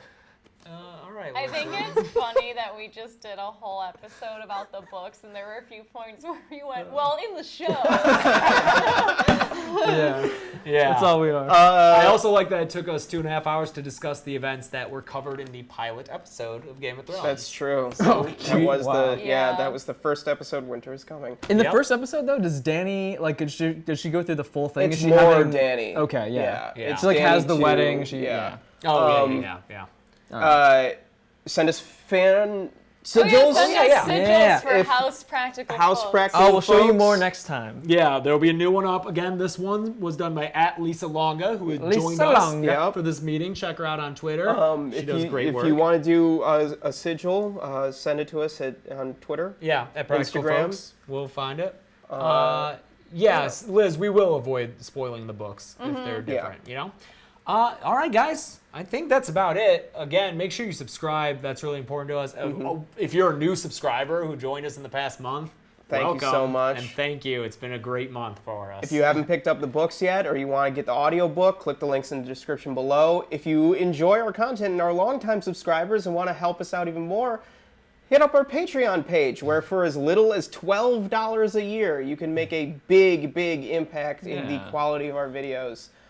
We put out a lot, and it's not always cheap, and we want to make them better. Yeah. Like this GoPro that we got that makes sure that Joel's not blurry. And, oh yes, officially, I would like to officially name Soundproof Liz as the Hand of Practical Folks. So thank you. And she'll be joining us, like we said, next week when Chelsea and I are out, and you guys need to read until the end of Catelyn III. Catelyn III, I moved my bookmark. 130 something in the mass market. 37? 37? 38. 38. Okay. 138. All right. So, I guess that's it, guys. Hand of the stream. There you Hand of go. the Yeah. stream. What's- Hand of the stream. What's the expression, Liz? We're gonna dream a lot, and you just need to build it. Yeah. We're going to eat a lot. Nah. All right, guys. I think that's it. So thank you so much for joining us. You've been amazing. You always are. We'll see you again next week. Until then. Until then, Are we just ending this the same? The same as what's on the box. What's on the box? This has been. this has been. we don't Say your have a name. net. You're James. Oh, I'm Yeah. James. You're James. I'm James. And I'm Chelsea. I'm Jill. And this has been What's in These Books. What's into these books? What's in these books? Words. Bye. For one thing. Bye.